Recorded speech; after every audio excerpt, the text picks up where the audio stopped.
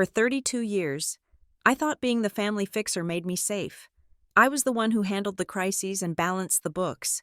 But standing in the dark hallway of my childhood home, I learned the truth. My sister didn't say she hated me. She whispered that they didn't need me anymore. And my father didn't defend me. He just replied that they had to find a way to get rid of me. If you asked anyone in Cedar Ridge, Indiana, to describe me, they would use words like steady, capable, and perhaps, if they were being honest, a little invisible. I was the person you called when the logistics of your life fell apart. But I was rarely the person you invited to the party to celebrate once the dust had settled. At 32, I had made peace with that. I liked the quiet architecture of my life. I liked my job as an operations manager for a regional healthcare supplier because it made sense. Boxes went from point A to point B. Invoices were reconciled. Problems had solutions that could be found in a spreadsheet or a standard operating procedure. My apartment in Cedar Ridge was a reflection of this. It was clean, beige, and paid for on time. I had a savings account that grew by exactly 12% of my paycheck every 2 weeks. And I had a car that never missed an oil change. I had built a fortress of reliability because, growing up in the Price family, reliability was the only currency that held any value. That currency was devalued in a single Tuesday afternoon phone call. I was staring at a shipping manifest, trying to locate 3 crates of saline solution that had gone missing somewhere outside of Indianapolis. When my phone buzzed, it was my sister, Lena. Lena did not call to chat. Lena called when she needed a wire transfer, a character reference, or someone to blame. "Ruby," she said, breathless. Her voice had that jagged, high-pitched quality that meant she was already performing for an audience, even if the audience was just me. "It is Mom. You need to come home." My hand tightened on the mouse. What happened? She had an episode. Lena made it sound like a television drama. Her heart was racing and she got confused and Dad had to call the squad. "They are at the house now. The doctor said it was a near miss.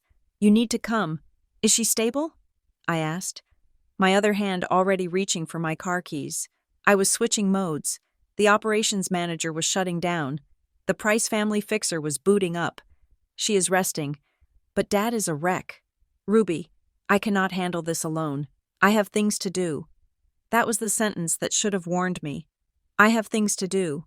Not I am worried, or I am scared. Just that my presence was required to free up her schedule. I told my boss I had a family emergency. He nodded, looking relieved that he wasn't the one dealing with it. I drove the 3 hours east to Larkhaven, Ohio, in a state of controlled numbness. The drive was a blur of flat cornfields and gray asphalt, the landscape of the Midwest blurring into a singular, monotonous line. I did not listen to music. I listened to the hum of the tires and ran through mental checklists. Did Mom have her insurance card? Was her living will updated? Did Dad know where the spare house key was if the neighbors needed to get in? I was 32 years old, and I still thought that if I just organized the chaos well enough, they would love me for it. Larkhaven was the kind of town that people said was dying, but never actually died.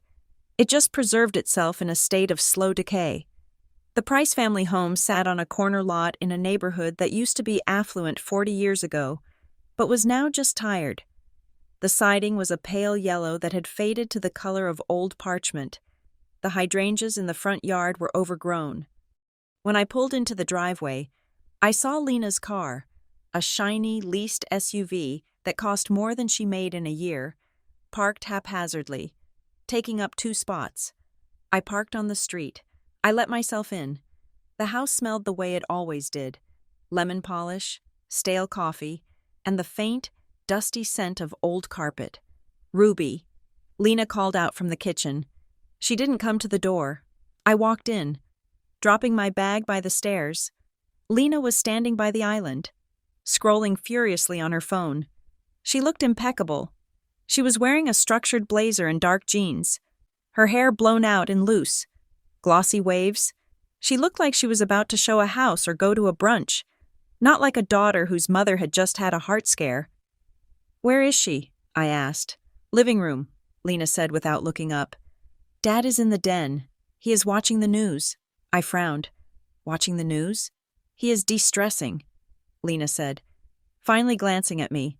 Her eyes swept over my work clothes, comfortable slacks and a cardigan, with a hint of pity.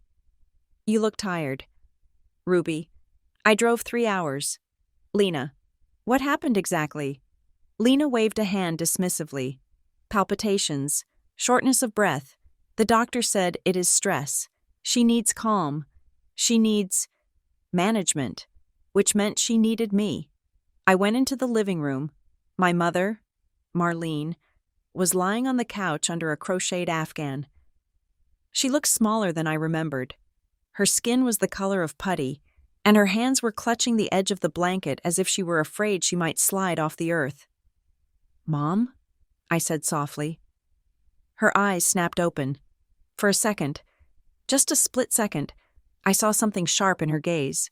Panic? Warning? But then it dissolved into a weary smile. Ruby, she whispered, you came. Of course I came. I sat on the edge of the coffee table. I checked her pulse. Steady but thready. I checked the pill bottles on the side table. 3 new prescriptions. I read the labels, memorizing the dosages. Did you eat? I asked. I am not hungry, she said. I will make you soup, I said, and I will set up a chart for these meds. You cannot take the beta blocker on an empty stomach. She reached out and touched my hand. Her fingers were cold. You are always so good. Ruby, always fixing things. It was the compliment I had built my identity on. So why did it feel like a eulogy? I spent the next 4 hours doing exactly what I was trained to do. I made a light vegetable soup. I organized the medications into a plastic sorter I found in the back of the bathroom cabinet. I called the pharmacy to verify a potential interaction. I was a machine of efficiency. My father, Grant Price, emerged from the den around 6 o'clock. He was a tall man who had once been handsome in a rugged, commanding way, but age had softened him into something doughy and vague. He wore a cardigan that had seen better days. Ruby, he said, blinking as if surprised to see me. When did you get here? Hours ago. Dad, I said, wiping down the kitchen counter. I texted you. Oh, I must have missed it. My phone has been acting up. He didn't hug me. He walked past me to the refrigerator, took out a pitcher of iced tea, and poured himself a glass. He moved with a strange, deliberate slowness, avoiding eye contact. How are you holding up? I asked. It is a lot, he said to the refrigerator door. A lot of changes. We have to be realistic. Ruby, Mom isn't young. She is 62. Dad, that is not ancient. She just needs better diet management and less stress. Grant hummed a non-committal sound. Stress, he muttered. Yes, stress is the killer.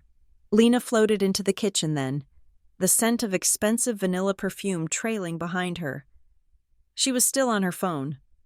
I have to take this, she said to the room at large, holding a finger up. It is important. Who is calling you at dinner time? I asked. Network, Lena said vaguely. Opportunities don't sleep. Ruby. She stepped out onto the back patio, sliding the glass door shut. Through the glass, I watched her. She wasn't just chatting. She was pacing. She was using erratic, sharp hand gestures. She looked like she was negotiating a hostage release, not catching up with a friend. Dinner was a quiet affair. I fed Mom in the living room. Dad ate in the den. Lena picked at a salad in the kitchen while typing on her laptop. I was the thread stitching them all together, moving from room to room, collecting plates, refilling water glasses, ensuring the ecosystem of the Price family survived another night. By 11 o'clock, the house was silent. I was exhausted, but my mind was whirring. The disconnect between the family members felt jarring. Mom was terrified. Dad was checked out. Lena was manic. I had been given the guest room, which was really just the old sewing room with a futon. The air in there was stifling, so around 1 a.m, I got up to get a glass of water. I didn't turn on the hallway lights. I knew the floorboards of this house by heart. I knew which one creaked on the 3rd step And which one groaned near the linen closet? I moved like a ghost. As I neared the kitchen, I saw a sliver of light under the door. Voices drifted out. They were low, hushed, but in the silence of the sleeping house, they carried with crystalline clarity. "We don't need her anymore," Lena whispered. Her voice didn't have the performative tremble it had on the phone. It was cold, flat, impatient. I froze. My hand hovered over the doorframe. My first thought was that she was talking about Mom, that they were discussing hospice or a home. My heart hammered against my ribs. Then my father spoke. "It is risky. Lena. She asks questions. She looks at the numbers. She is a gloried secretary." "Dad?" Lena snapped. "She thinks she is smart, but she is just organized. There is a difference. If she stays around, she is going to see the gaps. We don't need a fixer right now. We need a cleaner." I stopped breathing. They weren't talking about Mom. They were talking about me. I pressed myself against the wall, the cool plaster seeping into my pajama shirt. My instinct, the instinct of the good daughter, the reliable sister, tried to reject the data. They are stressed. My brain lied. They are venting. Grief makes people say crazy things. But then my father spoke again, and his tone chilled the blood in my veins. It wasn't the vague, doughy voice of the man who had poured iced tea earlier. It was sharp, lucid. "We have to find a way to get rid of her," he whispered. It wasn't a joke. There was no laughter. There was only the heavy thud of a decision landing on a table. My hand, shaking uncontrollably, moved to the pocket of my pajama pants. I pulled out my phone. I didn't think about why. I didn't think about the morality of it. I just knew, with a sudden, primal certainty, that nobody would believe me if I told them this. I swiped to the voice memo app. I hit the red button. I held the phone to the crack in the door. "Cannot happen while she is hovering." Lena was saying, "She is going to want to see the accounts. She is going to want to help organize the trust. You know how she is. She thinks she is entitled to an opinion because she buys the groceries. We will handle it," Grant said. "We just need to make sure she goes back to Cedar Ridge. Soon, and if she doesn't go willingly, we make it impossible for her to stay." I stopped the recording. 5 seconds. I had captured 5 seconds of my father and sister conspiring to remove me from my own life. I backed away, step by silent step, until I reached the stairs. Then I turned and fled back to the sewing room. I locked the door. I sat on the futon, clutching the phone to my chest, my breath coming in short, shallow gasps. Get rid of her. What did that mean? Physically? Legally? Emotionally? I didn't sleep. I lay in the dark, listening to the house settle, realizing that the walls I had spent my life trying to reinforce were actually closing in on me. The next morning, the sun rose with an offensive cheerfulness. The light streamed through the dusty curtains, illuminating the dust motes dancing in the air. I felt brittle. My eyes felt like they were filled with sand. I dressed in my work clothes, armor, and went downstairs. The kitchen was bright. Lena was already there, making coffee. She was wearing a silk robe and looking refreshed, as if she hadn't been plotting my demise 6 hours ago. "Good morning, sleepyhead," she chirped, pushing a mug toward me. "You look like you tossed and turned." I looked at the mug. I looked at her manicured hands. I took the coffee, but I didn't drink it. "It is a strange bed," I said. My voice sounded raspier than usual. Dad shuffled in a moment later, scratching his head. "Morning, girls." I decided to test the perimeter. I needed to know if the voices in the night were real or a hallucination of stress. "Dad," I said, keeping my tone casual, "since I'm here, do you want me to look over the medical bills? I know the insurance copays can be tricky. I can set up a spreadsheet for the deductibles." The reaction was immediate. Grant's hand paused on the handle of the refrigerator. He didn't turn around. "No," he said. "No need for that. Ruby, I have it under control. It is just that Mom mentioned some new prescriptions." I pressed, "And I know the business has been slow this quarter. I just want to make sure we aren't dipping into savings unnecessarily." Lena laughed. It was a sharp, brittle sound. God. Ruby, you have been here less than 24 hours and you're already trying to audit us? Can't you just be a daughter for once instead of a manager? I am just trying to help. I said, that is what I do. We don't need that kind of help, Lena said, her smile not reaching her eyes. She smelled like vanilla and rot. We need you to just be here for Mom emotionally. Leave the complicated stuff to us. We don't need her anymore. The recording replayed in my head, perfectly synchronized with Lena's lips. I took a sip of the coffee. It was bitter. Okay, I said, just offering. I excused myself and went to the living room. Marlene was awake, staring out the window at the overgrown hydrangeas. She looked fragile, like a dried flower that might crumble if touched too roughly.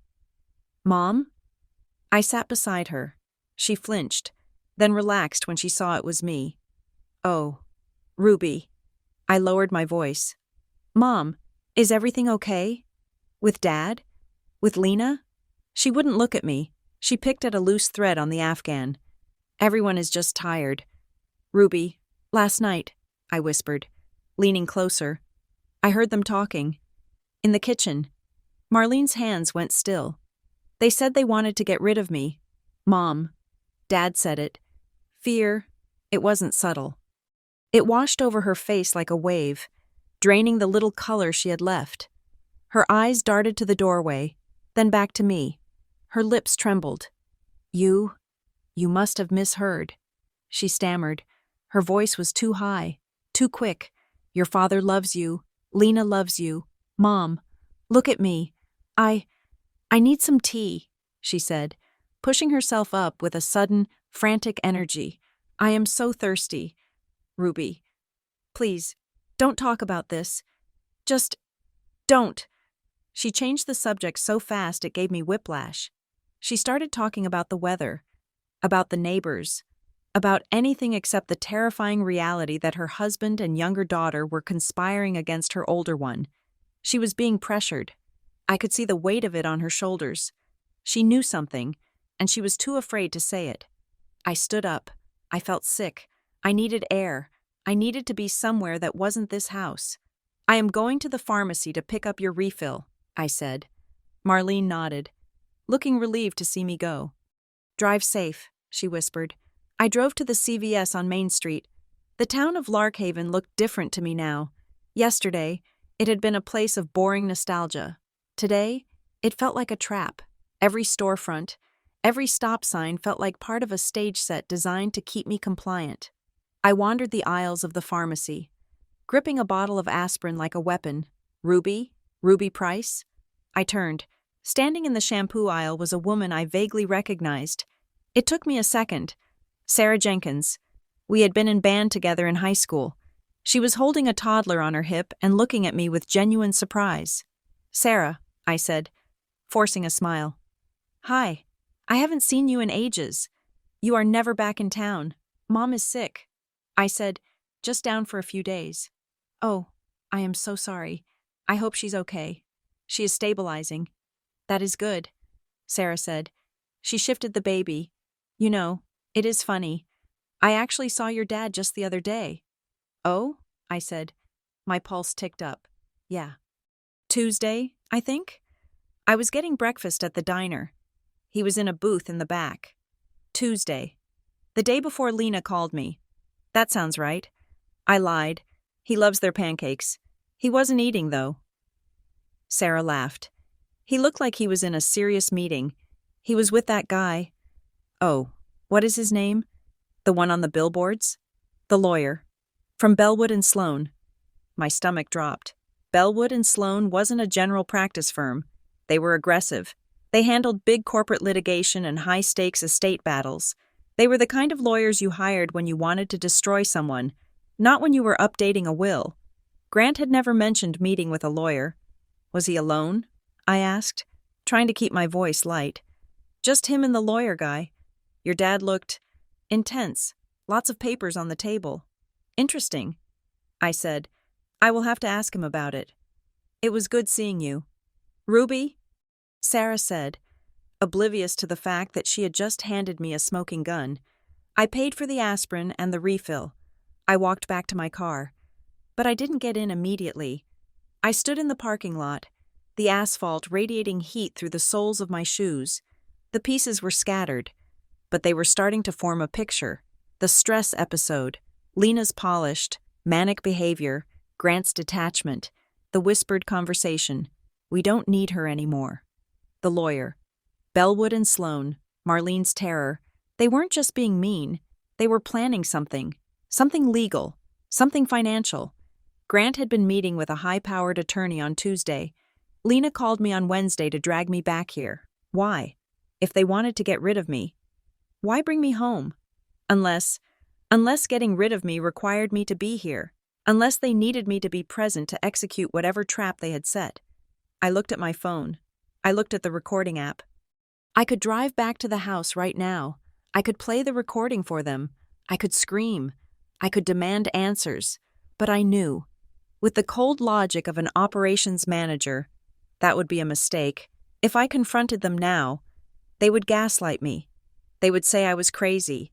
They would say I misunderstood. They would cover their tracks. I didn't have enough data yet. I had a 5-second clip and a rumor from a woman in the shampoo aisle. I unlocked my car and sat in the driver's seat. I didn't start the engine. I stared at the Price family group chat on my phone, seeing the last message from Lena. Drive safe. Love you. It was a lie. All of it was a lie. I took a deep breath, inhaling the smell of stale car upholstery and sanitizer. I wasn't going to confront them. Not yet. I was going to go back to that house. I was going to cook dinner. I was going to smile at my sister and nod at my father. I was going to play the role of the useful, invisible Ruby. But I was going to be watching. I was going to document every word, every piece of paper, every strange phone call. They wanted to get rid of me? They wanted to erase me? They were about to find out that I was the one person in this family who actually read the fine print. I started the car. I turned out of the lot and headed back toward the house that was no longer a home. It was a crime scene, and I was the only witness. I drove back into the trap, eyes wide open. The drive back to Cedar Ridge felt like escaping a gravity well. As the miles put distance between me and the suffocating atmosphere of Larkhaven, I tried to convince myself that I was returning to sanity. My apartment would be quiet. My job would be predictable. The strange, whispered conspiracy in my parents' kitchen would fade into the background. A product of sleeplessness and stress. I was wrong. The unease did not fade. It sat in the passenger seat beside me, invisible and heavy. I returned to work on a Tuesday, ready to bury myself in the comfort of logistics. My office was exactly as I had left it. Monitors dark, a stack of invoices pending approval in my inbox, a half-drunk cup of coffee from 3 days ago that had grown a skin of mold. I threw the cup away and sat down, craving the routine. The first crack in the foundation appeared at 10 o'clock that morning. I logged into the payroll portal to check my pay stub. It was an automatic habit, something I did every other Tuesday just to verify the tax withholdings. I clicked the link, expecting to see the usual deposit into my primary checking account at Cedar Ridge Bank and Trust. Instead, the screen showed a routing number I did not recognize. I frowned, leaning closer to the screen. The bank name listed was not mine. It was an online-only bank, one of those fintech startups that offered accounts with zero verification. The deposit status was listed as pending. I felt a cold prickle of irritation. I picked up my desk phone and dialed the internal extension for payroll. "Hey, Brenda," I said when she picked up. "It is Ruby. I'm looking at my stub, and the direct deposit information is wrong. It is going to an account I don't own." There was a pause, the sound of typing. "Oh, hi Ruby. Let me check. I saw the update come through late Friday. I assumed you changed banks." "I didn't," I said, my voice tightening. "Who submitted the update?" "It came through the employee self-service portal." Brenda said, "Using your login." My stomach turned over. That was impossible. I had been in Larkhaven on Friday, managing my mother's medication and dodging my sister's psychological warfare. I hadn't touched my work laptop. It wasn't me. "Brenda," I said firmly, "you need to stop that transfer. It might be too late to stop the batch." she said, her voice losing its friendly lilt and becoming bureaucratic. "But I will flag it. You should change your password." Ruby. "Maybe you left your session open?" "I never leave my session open." I hung up and immediately changed my password, my fingers trembling slightly on the keys. A glitch. It had to be a glitch. Or maybe I'd been hacked. The idea that it was targeted felt too paranoid, too cinematic, but the routing number burned into my retina. By the afternoon, the money was returned to the company account and reissued to me as a paper check, but the apology from IT was vague. System anomaly. They called it credential leak. They suggested I enable two-factor authentication, which I had already done years ago. I went home that night feeling frayed. I checked my mail, expecting utility bills or flyers for pizza. There was a single envelope that stood out. It was thick, white, and marked certified mail. The return address read, Klein & Drummond Financial Services. I had never heard of Klein & Drummond. I tore the envelope open standing in my kitchen, my coat still on. Inside was a demand letter. It stated, in stark, legal language, that I was 60 days delinquent on a personal loan of $15,000. They were demanding immediate payment to avoid litigation. I stared at the paper. $15,000? I didn't have any loans. I paid my credit card balance in full every month. I drove a car that was fully paid off. I sat down at my kitchen table, the paper shaking in my hand. I looked at the details. The borrower name was Ruby Elizabeth Price. The Social Security number, partially redacted, matched mine. I grabbed my phone and dialed the number on the letterhead. Klein & Drummond. A recorded voice said, "All agents are currently busy." I waited for 20 minutes. When a representative finally answered, he sounded exhausted and aggressive. "This is regarding file number 492, I said, reading from the letter. "My name is Ruby Price. I received a demand for payment, but I never took out this loan. This is a mistake. Let me pull up the file," he said. He didn't sound like he believed me. Standard procedure for debt collectors. Everyone is a liar until proven otherwise. "Okay, Ms. Price, we have a loan originated 4 months ago. The funds were disbursed to a verified account. What address do you have on file?" I asked. "I can't give you that information unless you verify your—" I cut him off. "I need to know where you think I live." He sighed. 147 Maple Street, Larkhaven, Ohio. The air left my lungs. That was my childhood home. That was the house I had just left. And the email address? I asked. My voice barely a whisper. rprice88 at... Well, I can't read the whole thing, but it is a generic provider. And the phone number? 555-0199. I wrote it down. It wasn't my number. It wasn't my parents' number. It wasn't Lena's number. I hung up and dialed the number he gave me. It rang 3 times, and then a mechanical voice said, "The subscriber you are trying to reach is not in service." A burner phone. I sat in the silence of my apartment, the demand letter lying on the table like a dead animal. This wasn't a random hacker in a basement in a different country. A random hacker wouldn't use my parents' address. A random hacker wouldn't know to time this while I was distracted with a family emergency. I opened my laptop and went to the credit bureau websites. I had to reset my passwords because, terrifyingly, my security questions had been altered. "What is your mother's maiden name?" The answer I typed was rejected. Someone had changed the answer. It took me an hour to regain access to my own credit report. When I finally got in, I froze my credit across all 3 bureaus. Then I looked at the inquiry history. There was the hard pull from Klein & Drummond 4 months ago, but there were other things, too. 2 recent soft pulls, dated just last week. Larkhaven Property Management. Why would a property management company in my hometown be checking my credit? I owned nothing there. I wasn't looking to rent there, unless someone was trying to prove I was looking. Unless someone was trying to create a paper trail that showed Ruby Price was planning to move back home, that Ruby Price was unstable, that Ruby Price was uprooting her life. We have to find a way to get rid of her. The sentence from the kitchen echoed in my head. My phone rang, making me jump. The screen lit up with a photo of my sister. smiling a smile that showed too many teeth. I stared at it for a long moment before answering. Hello? Lena. Ruby. She sounded breathless, as if she were walking briskly. How are you? You left so fast on Sunday. We barely got to say goodbye. I had to work. Lena. You know that. Right. Work. She said the word as if it were a hobby I indulged in. Listen, I was just talking to Dad, and we are worried about you. I stiffened. Worried about me? Why? You just seemed frantic when you were here, a little paranoid. Honestly, with the questions about the money and the pills, and then rushing off like that? It didn't seem like you. I was taking care of Mom, I said, keeping my voice level. I was organizing her care. That is not frantic. That is responsible. See? Lena sighed. You are doing it again. You get so defensive. We just think maybe you are burning the candle at both ends. Maybe you need a break.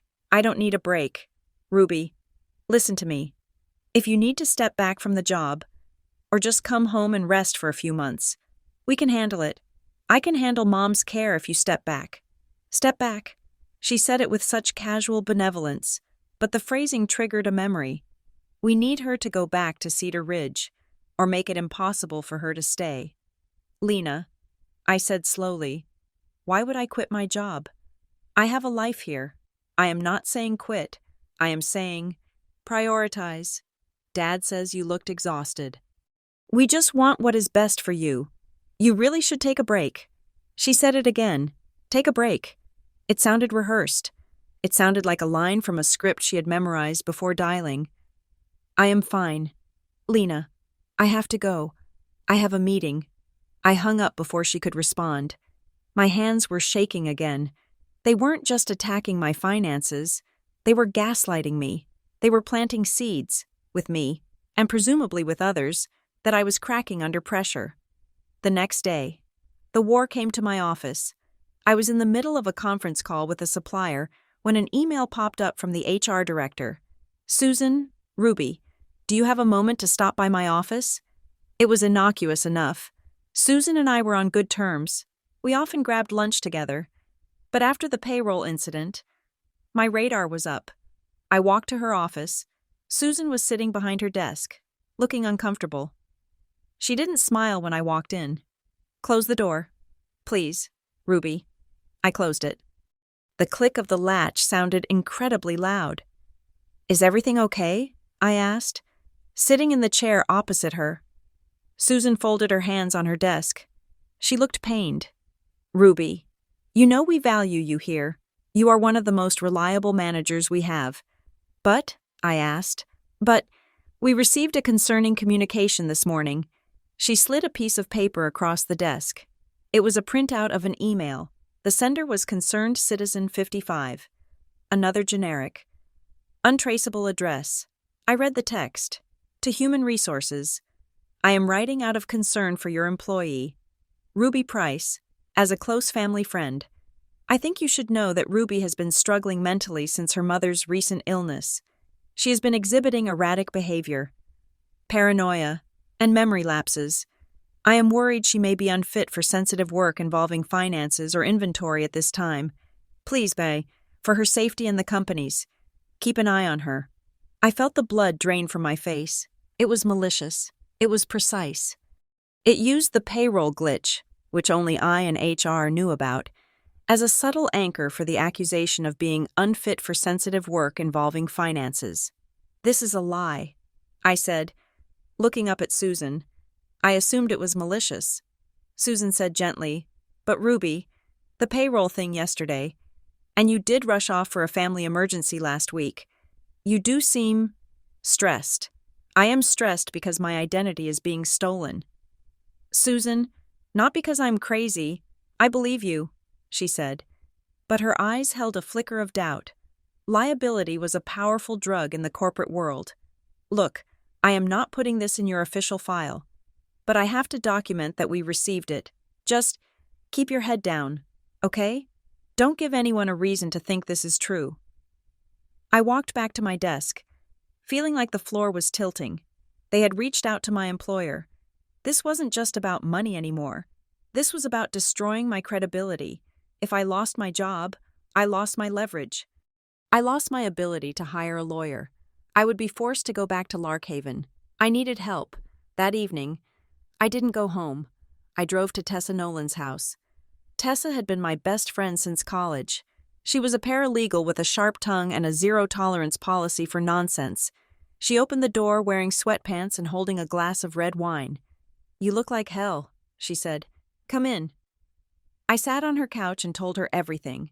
I told her about the whisper in the kitchen, the recording, the payroll hack, the loan, the credit pulls, the call from Lena, the email to HR. When I finished, Tessa didn't offer me a platitude. She didn't say, "Oh, families are complicated." She set her wine glass down on the coaster with a hard clink. "Okay," she said, "this is war." "You believe me?" I asked, my voice cracking.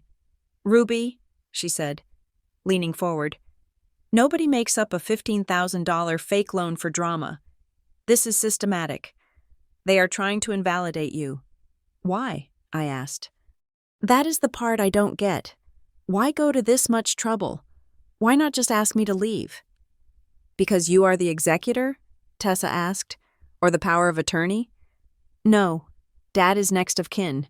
I am just the daughter." Tessa narrowed her eyes. "Follow the money. Ruby, it is always about the money. If they are trying to paint you as incompetent or mentally unstable, it is because your signature matters on something. Is there a will? A trust? Grandma had a trust," I said, dragging the memory up from the depths of my childhood, "but I thought it dissolved when she died. Dad took over the business. You need to find out," Tessa said. She stood up and went to her home office, returning with a thick 3-ring binder and a 3-hole punch. "What is that?" "Your shield," she said. "We are going to document everything, every call log, every screenshot, every letter. If they want to say you are crazy, we are going to show up with a timeline so detailed it will make a judge weep." We spent the next 4 hours building the binder. We printed the email from HR. Susan had forwarded it to me at my request. We printed the credit report. We printed the call log showing the duration of Lena's calls. We transcribed the 5 seconds of audio from the kitchen. By the time we finished, it was midnight. The binder was only half an inch thick, but it felt heavy. It felt like proof that I existed. "You have to go back," Tessa said. "I know. You have to find out what they are hiding. But Ruby, do not let them see you bleed. If you react, they win. You have to be a stone." I drove back to Larkhaven on Saturday morning. I told Lena I was coming to bring Mom some specialty vitamins I had found, a flimsy excuse that she accepted with a suspicious cheerfulness. As I pulled into the driveway, the house looked the same, but different. It took me a moment to realize why. Attached to the corner of the garage, looking down at the driveway like a black, unblinking eye, was a new security camera. I parked and got out. Lena met me at the door. "Hi," she said, attempting a hug that I stiffened against. "What is with the camera?" I asked, gesturing to the garage. "Oh, that..." Lena waved a hand. "Dad got it installed yesterday, just for safety. You know, with Mom being sick. We have more deliveries coming, people dropping by. We just want to be secure." It felt like a lie. It pointed directly at the spot where I usually parked. It wasn't watching the street. It was watching the family. It was watching me. "It is a good idea." I lied. Smart. Inside, the house felt staged. There were fresh flowers on the table. Dad was reading a newspaper, looking the picture of paternal calm. Mom was in her chair, knitting. "Ruby," Dad said, lowering the paper. "Good to see you." He didn't ask about my job. He didn't ask about the loan. He acted as if the last week hadn't happened. I went through the motions. I gave Mom the vitamins. I made tea. I played the role. But my eyes were scanning everything. "Where are the old photo albums?" I asked casually. Over lunch, I wanted to find a picture of Grandma for Mom to have nearby. Dad stiffened. His fork paused halfway to his mouth. "We moved some boxes," Lena said quickly, clearing out clutter. The attic was getting dusty. "Where did you move them?" "Garage," Dad said. But don't go digging around out there. Ruby, it is a mess. We haven't organized it yet. I nodded. Okay, I won't. I waited until 3 o'clock. Lena was in the shower. Dad was napping in his recliner, the newspaper tented over his chest. I slipped out the side door, avoiding the kitchen where the sightlines were too open. I walked softly across the grass to the detached garage. I knew the camera on the corner would see me enter. I had to make it look casual. I grabbed a broom from the porch, as if I were just tidying up. I let myself into the garage. It smelled of gasoline, old wood, and secrets. The air was cool and damp. The car, Dad's old sedan, was parked on the left. On the right, stacked against the wall, were the boxes from the attic. They weren't organized. They were thrown there. I scanned the labels written in my mother's looping handwriting: Xmas Decor, Kitchen Overflow, Ruby Lena School, and there, near the bottom, Grandma Price, Estate. My heart hammered against my ribs. I knelt down, listening for the sound of the garage door opening, for the sound of my father's footsteps. Silence. I opened the box. It had been rummaged through. Papers were disheveled. Old tax returns from the 90s were mixed with greeting cards. I dug through it, my hands moving fast. I was looking for a specific folder. I remembered it from when I was 12. Grandma had shown it to me once. A blue folder with a label that said Future. She had told me, "This is for when you girls are older, to keep the business safe." I found tax returns for Price and Pine Home Goods. I found the deed to the house. I found a stack of canceled checks, but the blue folder was gone. I dug deeper, panic rising in my throat. I pulled everything out. I shook the box upside down. Nothing, but at the very bottom of the box, trapped under the cardboard flap, was a single sheet of yellow legal paper. It looked like it had been left behind by accident, separated from its file. It was a handwritten note in my grandmother's script. Structure of Trust, 1998. Beneficiaries: Grant Price, income only. Remainder interest: Ruby E. Price and Lena Price, equal shares. Note: sale of business assets or real property requires unanimous consent of all living adult beneficiaries. I stared at the paper. The words swam before my eyes. Requires unanimous consent. That was it. That was the motive. My father didn't own the business outright. He had an income interest. But the actual ownership, the equity, the right to sell, belonged to the trust, and the trust belonged to me and Lena. If Grant wanted to sell the business, or if Lena wanted to sell it, they couldn't do it without my signature. Unless I was incapacitated, unless I was deemed mentally unfit, unless I was removed as a beneficiary due to incompetence or instability. The pieces slammed together: the fake loan to ruin my credit, the email to HR to ruin my professional reputation, the gaslighting to make me look paranoid. They weren't just being cruel. They were building a legal case to remove me as a trustee. They needed to sell something, and I was the obstacle. I heard the back door of the house open. "Ruby?" Lena's voice called out. "Are you out there?" I shoved the yellow paper into my bra, pressing it against my skin. I quickly threw the other papers back into the box and closed the lid. I stood up, grabbing the broom just as the side door of the garage opened. Lena stood there, wrapped in a towel, her hair wet. She looked at me, and then her eyes darted to the boxes. "What are you doing?" she asked. Her voice was sharp, suspicious. I turned, feigning surprise. "I was just looking for that broom." I said, "I thought I saw a spider web on the porch." Lena stared at me. She didn't believe me. I could see the calculation in her eyes. She looked at the boxes again, checking to see if they had been disturbed. "Dad said not to mess with the boxes." She said slowly, "I didn't touch them. I lied. I just grabbed the broom." We stood there for a long moment, the air between us crackling with unspoken accusations. My sister, the girl I had shared a bunk bed with, was looking at me like I was an intruder. "Come inside," she said finally. "Dad is waking up. He wants to talk about your situation." "My situation?" "Your finances. Ruby, we got a call from a collection agency looking for you. They called the house line. She smiled then. It was a small, sad smile that didn't reach her eyes. We are really worried about you, Ruby. I gripped the broom handle until my knuckles turned white. The yellow paper burned against my chest. I will be right there, I said. I walked back toward the house, under the gaze of the black camera. Knowing that the war had officially begun, they thought they were cornering a helpless victim. They didn't realize they had just handed me the map to their own destruction. I wasn't just the sister they didn't need anymore. I was the partner they couldn't get rid of. And I had the one thing they were desperate to hide: the truth. The Sunday morning sky over Larkhaven was the color of bruised iron.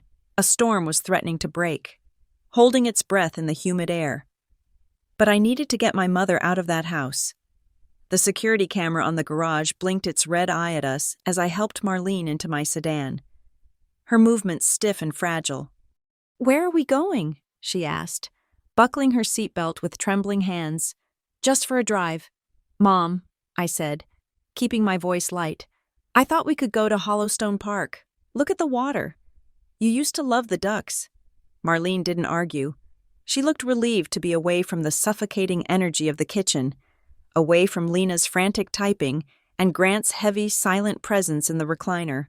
We drove in silence for 10 minutes, the town unspooling past the windows. I watched her profile. She looked older than 62. The skin around her mouth was etched with lines of tension that hadn't been there a year ago. I pulled into the park. It was empty, save for a few joggers and a man walking a golden retriever. We sat on a bench facing the reservoir. The water was still, a flat, gray mirror reflecting the clouds. "Mom," I said, turning to face her, "we need to talk, and not the way we talk in the house." She stiffened, wrapping her cardigan tighter around herself. "Ruby, please. It is a nice day. Let's not spoil it. I'm not trying to spoil it. I am trying to save us." I took a breath, deciding to gamble. I found Grandma's box in the garage. I said, "I saw the note about the trust." Marlene let out a small, strangled sound. She closed her eyes. "I know that Dad doesn't own Price and Pine outright." I continued, pressing my advantage. "I know that Lena and I are the remainder beneficiaries, and I know that nobody can sell anything without my signature." Marlene opened her eyes. They were wet. "He didn't mean for it to get this bad," she whispered. Her voice was so quiet I had to lean in to hear it. He borrowed a little, a few years ago. Inventory was low. The roof at the store needed repairs. He thought he could pay it back before anyone noticed." "Borrowed from who?" I asked. "From the business account?" "From the equity." She said, "He took out loans against the business assets. He forged your grandmother's signature on the first one, back when she was still alive but sick, and then, after she passed, he just kept signing as the sole owner. He thought the business would turn around. He thought he could fix it." My stomach churned. Fraud. It had started years ago. "And now?" I asked. "Now the loans are due," she said, a tear tracking through the powder on her cheek. "And the business is underwater. There is a buyer. Ruby, a group from out of state. They want the location. They offered enough to wipe out the debt and leave a little for retirement. But the title search found the trust. I finished for her." She nodded. "The lawyers for the buyer.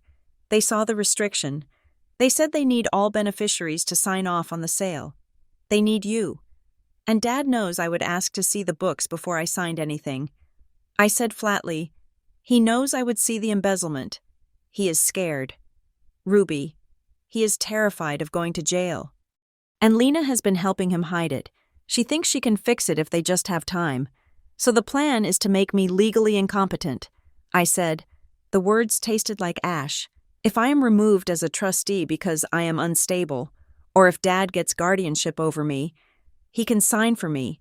He can sell the business, pay off the debts, and bury the evidence." Marlene didn't answer.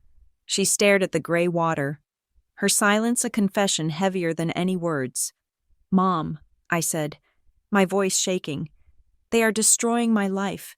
They are ruining my credit. They are trying to get me fired. Do you understand that? This isn't just about money. They are dismantling me. I told them to stop. She sobbed, covering her face with her hands. I told them it was too much, but Lena said it was the only way to protect the family. She said you are strong. She said you would bounce back eventually. Bounce back? From a guardianship? From a psychiatric hold? Marlene just wept. I put my arm around her, feeling a mix of pity and rage. She was a victim. Yes, but she was also an accomplice. She had watched them sharpen the knife and had done nothing but weep while they cut me. We sat there for a long time. When the rain finally started, spotting the pavement with dark circles, I drove her back to the house. I walked her to the door, but I didn't go in. I have an errand, I said. I drove straight to the county records office in the basement of the courthouse. It was Monday morning now, in my mind. I had stayed in a motel Sunday night, unable to sleep under the same roof as my father. I had called in sick to work, blaming a migraine. The records clerk was a woman named Barb, who looked like she had been stamping forms since the Reagan administration. She peered at me over her reading glasses. "Can I help you?" "I need to see any recent filings regarding Price and Pine Home Goods," I said, "and anything related to the Price Family Trust." Barb typed into her computer. "That is public record, mostly. Let me see." She hit print. A few moments later, she handed me a stack of papers. I took them to a wooden table in the corner and began to read. There it was, a filing dated 3 weeks ago. Petition to amend trust structure. It was a legal document asking the court to modify the terms of my grandmother's trust to allow for a unilateral sale of assets in the event that a beneficiary was unavailable, unreachable, or non-cooperative. Attached to the petition was an affidavit signed by Grant Price, affirmed that the beneficiary Ruby E. Price has absented herself from the family and the business dealings, despite repeated attempts to contact her regarding the management of the asset. She has remained unreachable and has demonstrated a lack of interest in the preservation of the estate. Unreachable. I stared at the word. I called my mother every Sunday. I emailed them photos of my apartment. I had driven home the second Lena called, but that was the narrative they were building. The certified letters to the wrong address, the dead phone number on the loan application. It was all designed to create a paper trail of a woman who had ghosted her responsibilities. If they could prove to a judge that I was a phantom, they could cut me out. I needed a lawyer, a real one. I found Simone Hartwell through a quick search on my phone for estate litigation. Her office was in a strip mall 2 towns over, sandwiched between a dentist and a nail salon. But the reviews were stellar. Simone was a sharp-featured woman with a bob cut that looked like it could slice paper. She listened to me for 40 minutes without interrupting, her pen moving across a yellow legal pad. When I finished, she sat back and took off her glasses. "This is aggressive," she said. Her voice was dry, professional. "They are running a 2-front war, Ms. Price. The petition you found is the administrative attack. They are trying to bypass your consent by claiming abandonment. That is the path of least resistance." "And the other front?" I asked. "The character assassination." She said, "The loans, the credit hits, the rumors about your mental health. That is the contingency plan. If the abandonment argument fails, because, clearly, you are standing right here, they will pivot to incapacity." "Incapacity? If you fight the sale," she explained, "they will argue that you are not in your right mind. They will use the financial chaos, which they created, as proof that you are irresponsible. They will use the witness statements, like the one they are likely soliciting from neighbors or your employer, to argue that you are having a breakdown. If they can get a temporary guardianship, or even just a court order questioning your competency, your father can petition to act as your proxy." I felt cold. It was so calculated. It was a machine designed to chew me up.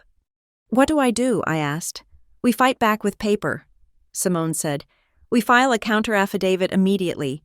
We prove you are reachable. We show the court your call logs, your emails, your steady employment. We blow up the abandonment theory and the incapacity theory." "That is harder," she admitted. "You need to be squeaky clean. Ruby, no outbursts, no public scenes, No missed bills. You need to be the most boring, reliable person on the planet.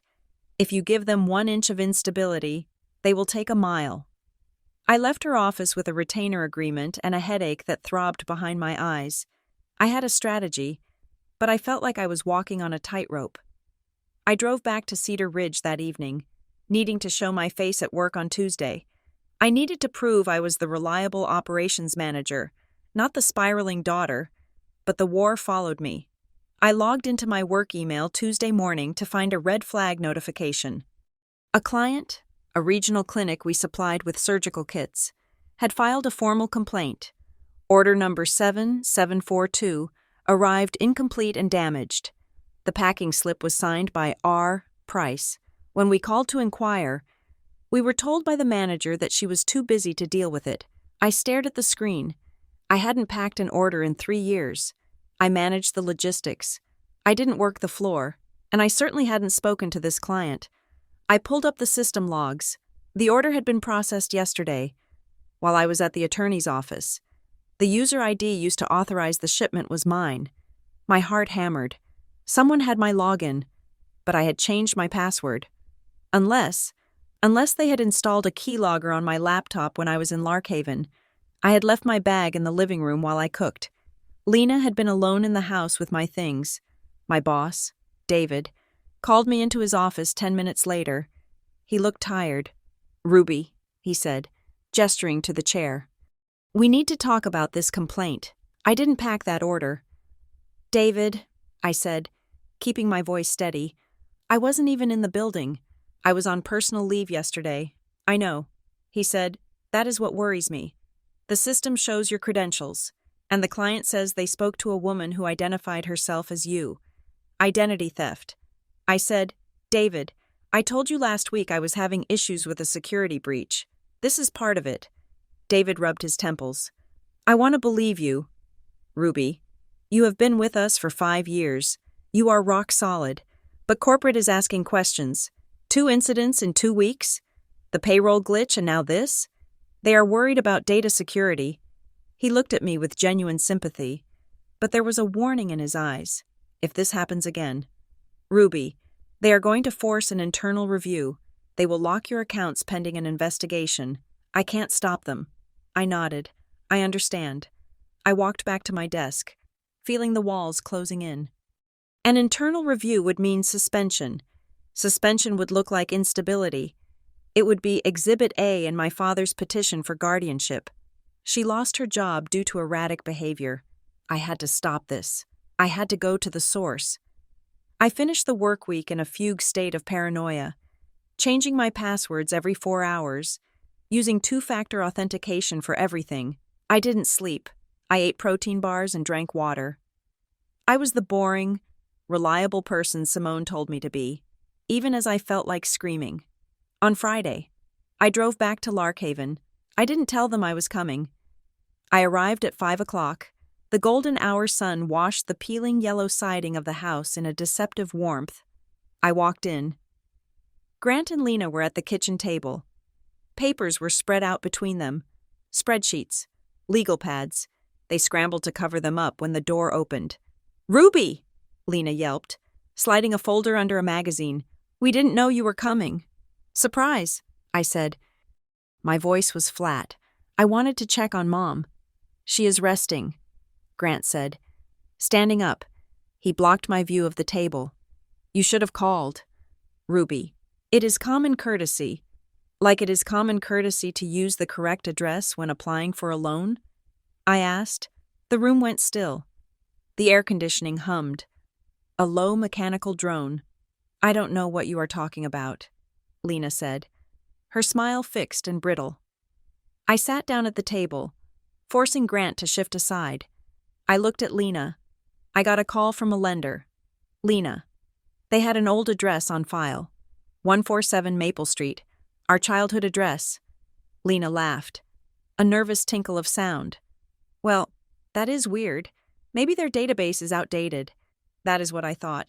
I said, but then I realized I haven't used that address in 10 years, not since I graduated. So why would a new loan have it? Lena shrugged.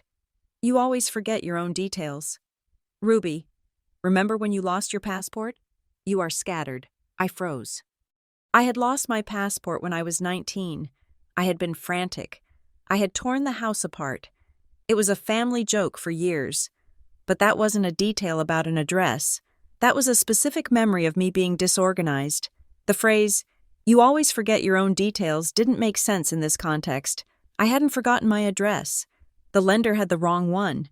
Lena's response was a deflection, but it was a clumsy one. It implied that I had provided the wrong detail because I was scattered, but I hadn't applied for the loan. You are saying I filled out the application with an address I haven't lived at in a decade? I asked slowly.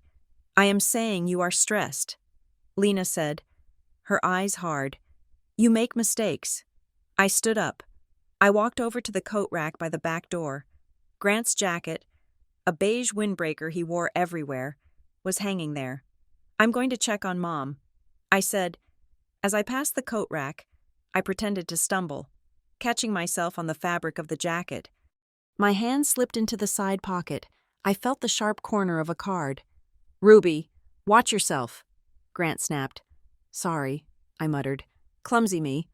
I pulled my hand out, palming the card, and walked into the hallway. Once I was out of their sight, I looked at it. It was a small, cream-colored appointment card. Bellwood Sloan, attorneys at law. Appointment, Grant Price. With Marcus Bellwood. Date, Tuesday, 4th. Time, 10 a.m. I pulled out my phone and typed Marcus Bellwood attorney into the search bar. The first result made my breath hitch.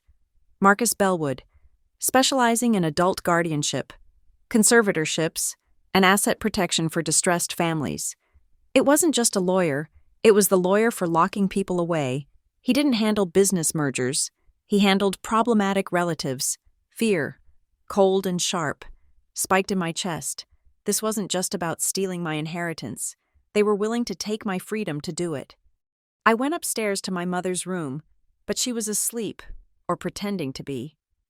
I didn't wake her. I couldn't look at her without wondering how much she knew about Marcus Bellwood. I went back downstairs. I walked into the kitchen. Grant and Lena were whispering, their heads close together. They stopped when I entered. I walked to the counter and poured a glass of water. My hands were steady. I made them steady. I turned to them. From now on, I said, my voice clear and loud in the quiet kitchen. Any communication regarding the family, the house, or Mom's health needs to be in writing. Text or email. Grant's face turned a mottled shade of red. Excuse me? I want a record. Dad, I want to know exactly what is said and when. No more phone calls. No more whispers. Grant slammed his hand on the table. The sound was like a gunshot. Who do you think you are? He roared. Standing up, he looked massive, terrifying. The father who had disciplined us with a belt when we were children. You come into my house, you eat my food, and you demand records? You ungrateful, arrogant little... He took a step toward me. I didn't flinch.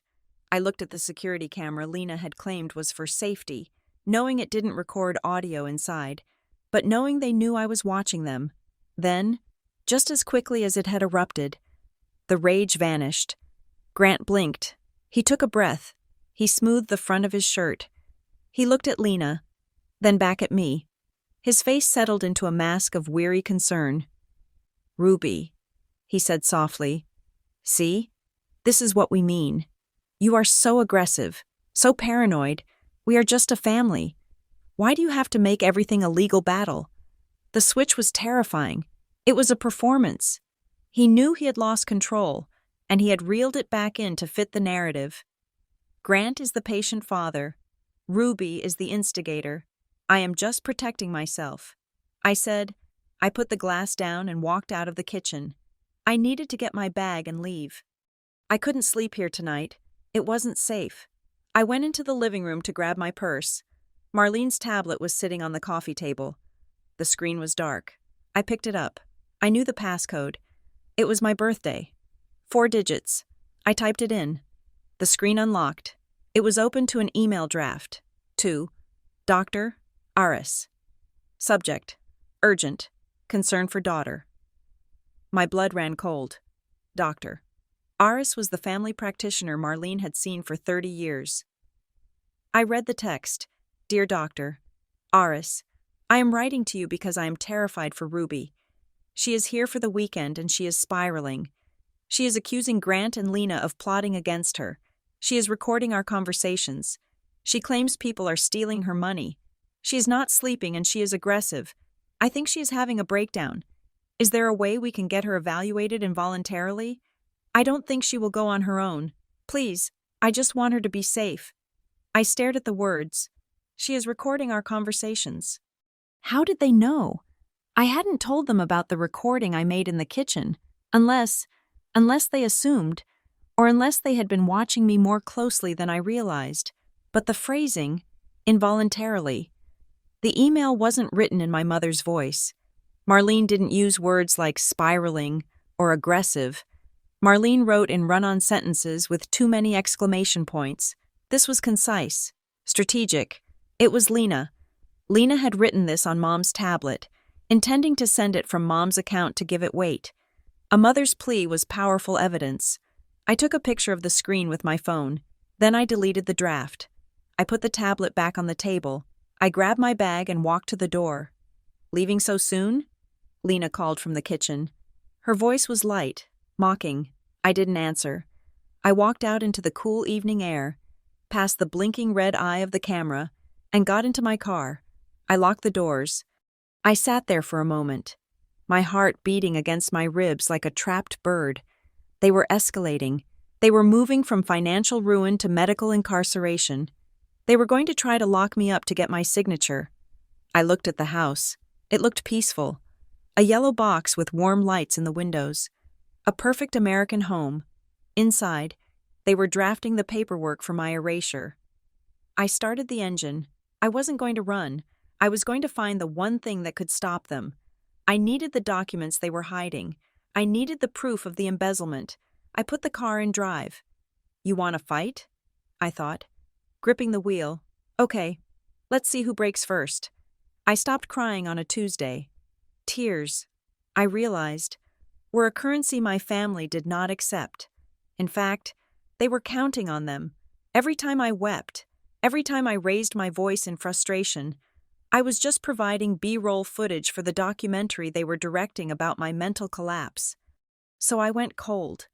I became a machine of preservation. Back in Cedar Ridge, I turned my apartment into a command center. I spent $400 on a heavy-duty shredder. I installed a camera inside my own entryway, pointing at the door. I changed every password I owned to a string of 20 random characters, written down in a physical notebook that I locked in a fireproof box under my bed. I stopped taking their calls. When Lena called, I let it go to voicemail. When Grant texted, "Call me immediately," I replied 3 hours later with a single sentence. "Please send your request in writing." It drove them mad. I could feel the static energy radiating from Larkhaven, the frustration of a predator whose prey has stopped running and started digging a trench. But silence didn't stop the assault. It just forced them to get creative. My attorney, Simone, called me on a Thursday afternoon while I was sitting in my car on my lunch break, eating a sandwich that tasted like cardboard.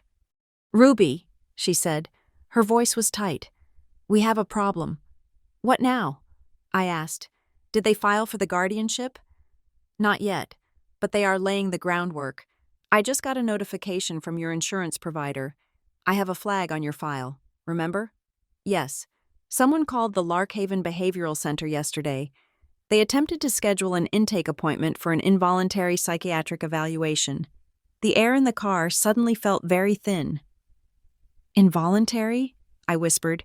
"They used your social security number and your insurance group ID."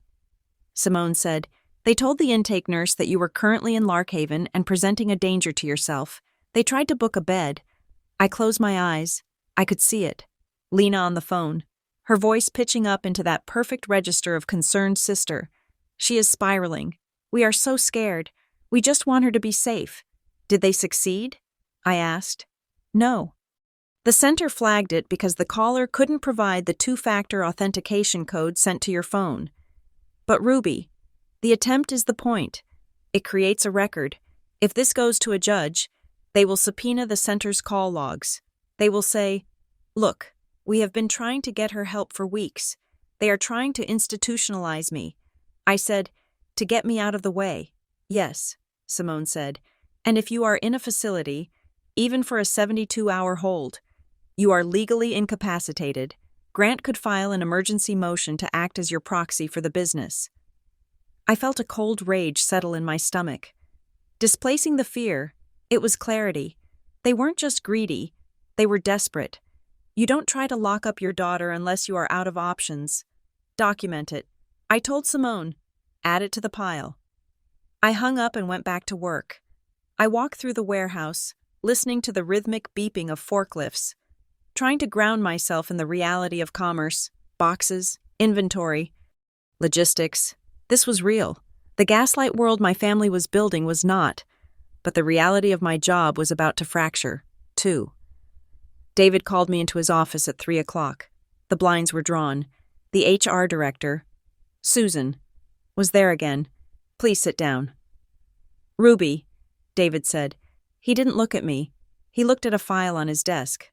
"What is this?" I asked. "We had another incident," Susan said softly. I stiffened. "I didn't do anything. We know you didn't." "Intentionally," David said. "But the IT department found a backdoor in your user profile.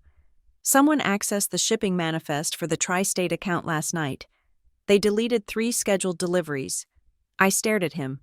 "I was asleep last night." "We know." Susan said, "The IP address traces back to a public library in Ohio." "Larkhaven." I said. David sighed. "Ruby, we believe you are being targeted. We do, but the liability here is massive. We deal with medical supplies. If a surgery center doesn't get their shipment because of a family dispute, we get sued. So what are you saying? We have to place you on an administrative reset." Susan said, "It is not a suspension. It is a paid leave. 2 weeks. We need to scrub your digital footprint from the company servers and rebuild your access from scratch. We need to make sure the breach is contained." "You are sending me home," I said. "We are paying you." David emphasized, "Just take the time. Sort this out. Whatever is happening with your family, you need to fix it before you can come back. We can't have this bleeding into the operations." I walked out of the building 15 minutes later, carrying a box with my personal mug and a framed photo of my dog. I felt naked. I felt branded. Administrative reset. It was corporate speak for "you are a liability." I sat in my car in the parking lot and watched my colleagues walk to their cars. They looked so normal. They were going home to dinners and Netflix and complaints about the weather. I was going home to a war zone where the enemy had my last name. I drove to Tessa's house. I didn't go to my apartment. I didn't want to be alone.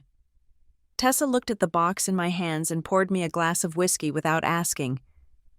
"They are winning," I said, sinking into her couch. "They cut my income. Well, not yet, but soon. If I am not back in 2 weeks, they will find a reason to let me go. And if I don't have a job, I look unstable." "Ruby, stop," Tessa said. She sat on the coffee table in front of me. "You are thinking like a victim. You need to think like an operator." "I am tired." "Tessa, good. Be tired. But don't be stupid. They are reacting to you. That means they are scared." She pulled out a notepad. "We need to prove it is them," she said. "Not just suspect it.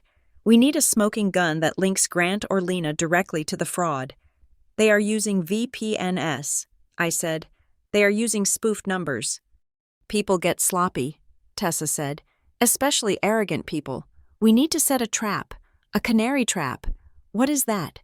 "We give them a piece of information that is unique," Tessa explained, her eyes gleaming with a predatory sharpness.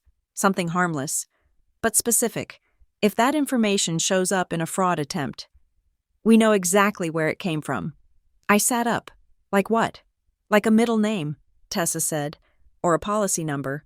We spent the next hour drafting a letter. It was a simple update of emergency contact information form. I addressed it to Grant.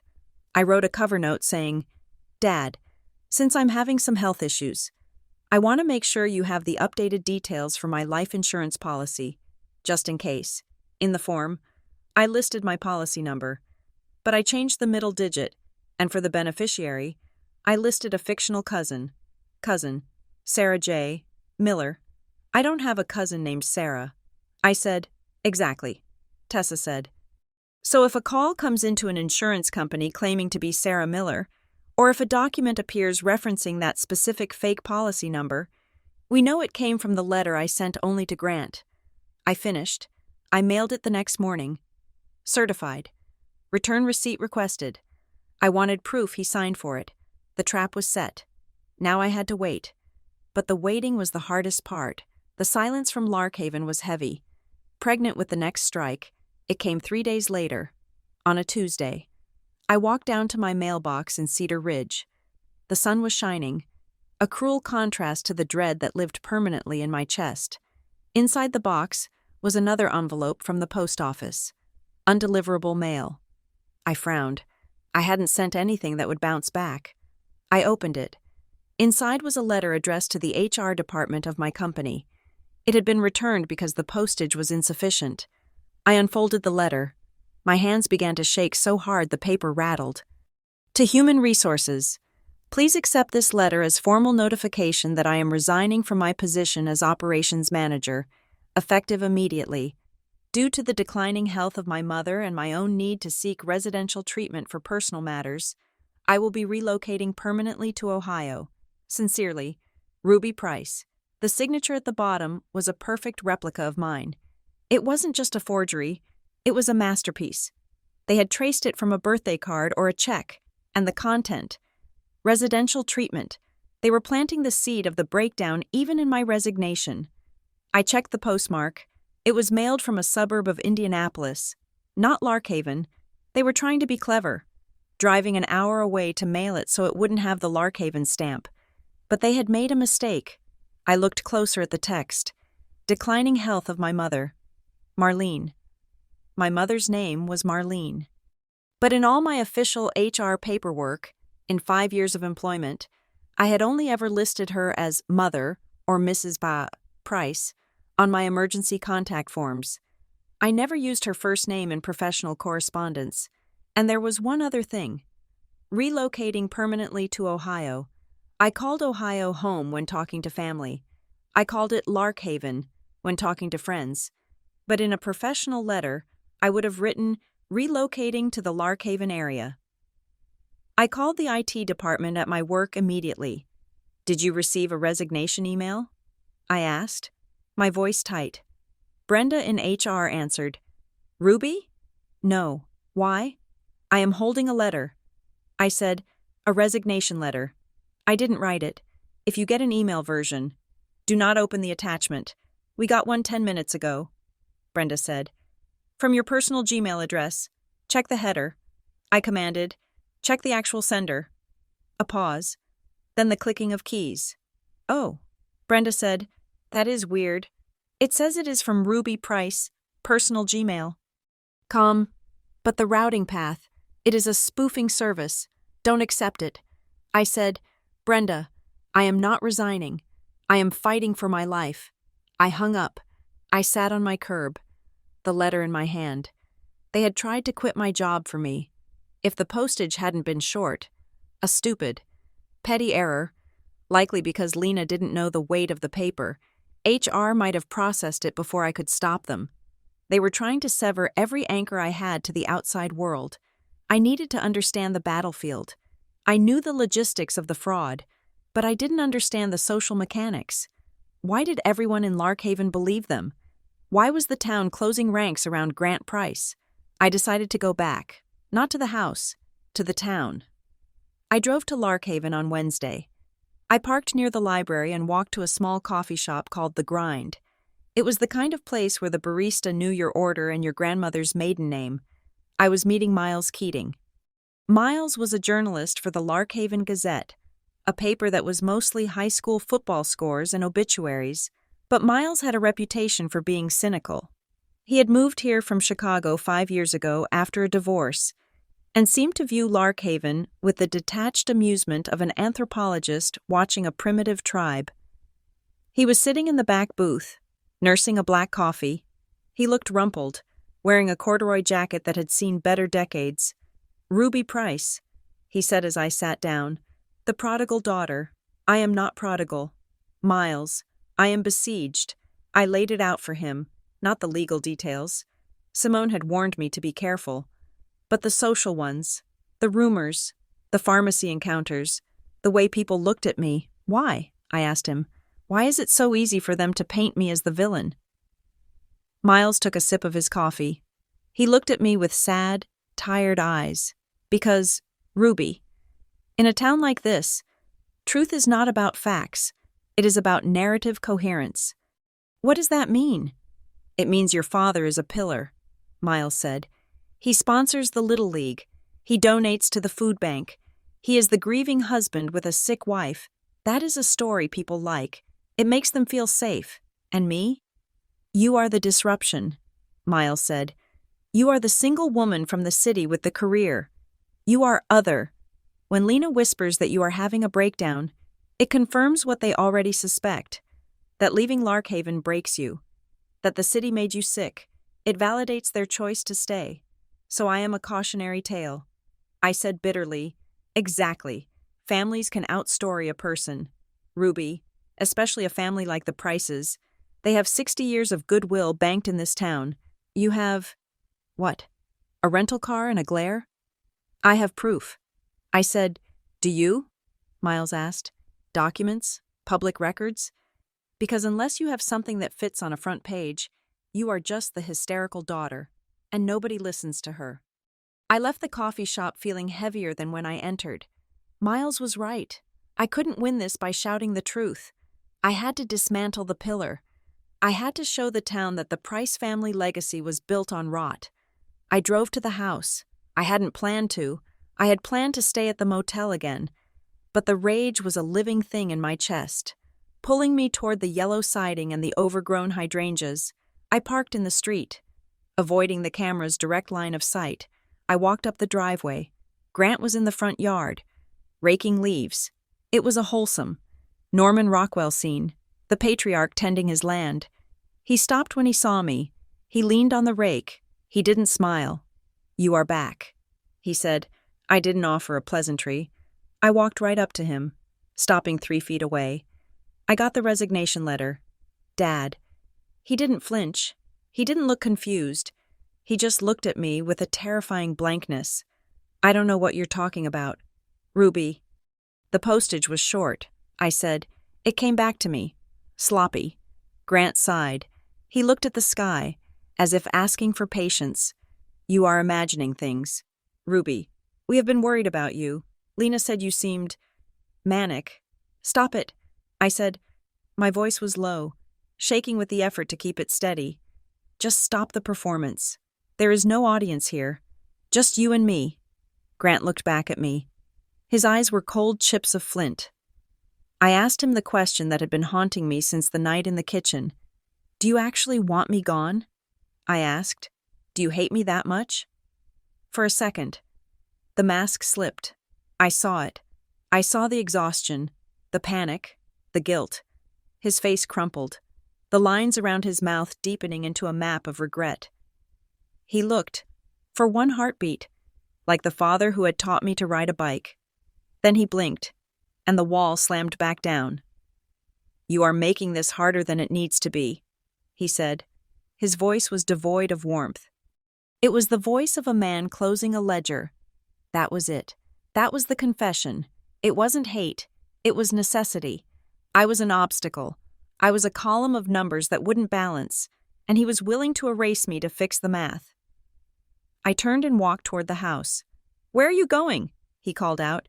"To see my mother," I said. "Unless you want to physically stop me in the front yard where the neighbors can see." He didn't move. He went back to raking leaves. Scritch, scritch, scritch, the sound of normalcy covering up the crime. I found Marlene in the basement. She was doing laundry, folding towels with mechanical precision. When she saw me, she dropped a washcloth. Ruby, she looked terrible. Her eyes were red-rimmed. She looked like a woman who was holding her breath underwater. "Did you know about the resignation letter?" I asked her. She shook her head frantically. No, no, I didn't. I swear. But you knew about the doctor. I said, you saw the email Lena wrote on your tablet. Marlene looked down at the towels. I told her not to send it, but you didn't stop her. I can't stop them, she whispered, her voice cracking. They are so angry. Ruby, the debts. The men who call Grant is desperate. He says if the sale doesn't go through by the end of the month, we lose everything. The house, the store, the pension. So I am the sacrifice. I said. Marlene stepped forward. She reached into the pocket of her housecoat. She pulled out a small, silver key. She pressed it into my hand. Her fingers were ice cold. Bottom drawer. She hissed. The gray filing cabinet in the back corner. Under the old tax returns. What is it? The notices. She said, and the guarantee. Please, Ruby, be careful. If he knows I gave you this. She didn't finish the sentence. She just squeezed my hand and then pushed me away. Go. He is coming inside soon. I slipped the key into my jeans pocket. I waited until 2 a.m. I was staying in the guest room again, the room with the thin walls. I listened to the house breathe. I listened to Grant's heavy snoring from the master bedroom. I listened to the silence of Lena's room down the hall. I crept out of bed. I didn't turn on a light. I used the flashlight on my phone, keeping the beam aimed at the floor. I went down the stairs, skipping the squeaky step. I went through the kitchen, past the phantom echoes of, we have to get rid of her. I opened the basement door. It groaned softly. I paused. Heart hammering. Silence. I went down into the dark. The basement smelled of detergent and mildew. I found the gray cabinet in the back corner, hidden behind a stack of holiday decorations. I inserted the silver key. It turned with a satisfying click. I pulled the drawer open. It screeched metal on metal. I froze again, waiting for footsteps above. Nothing. I dug through the files. 1999 taxes, 2005 receipts. There, at the very back, was a red folder.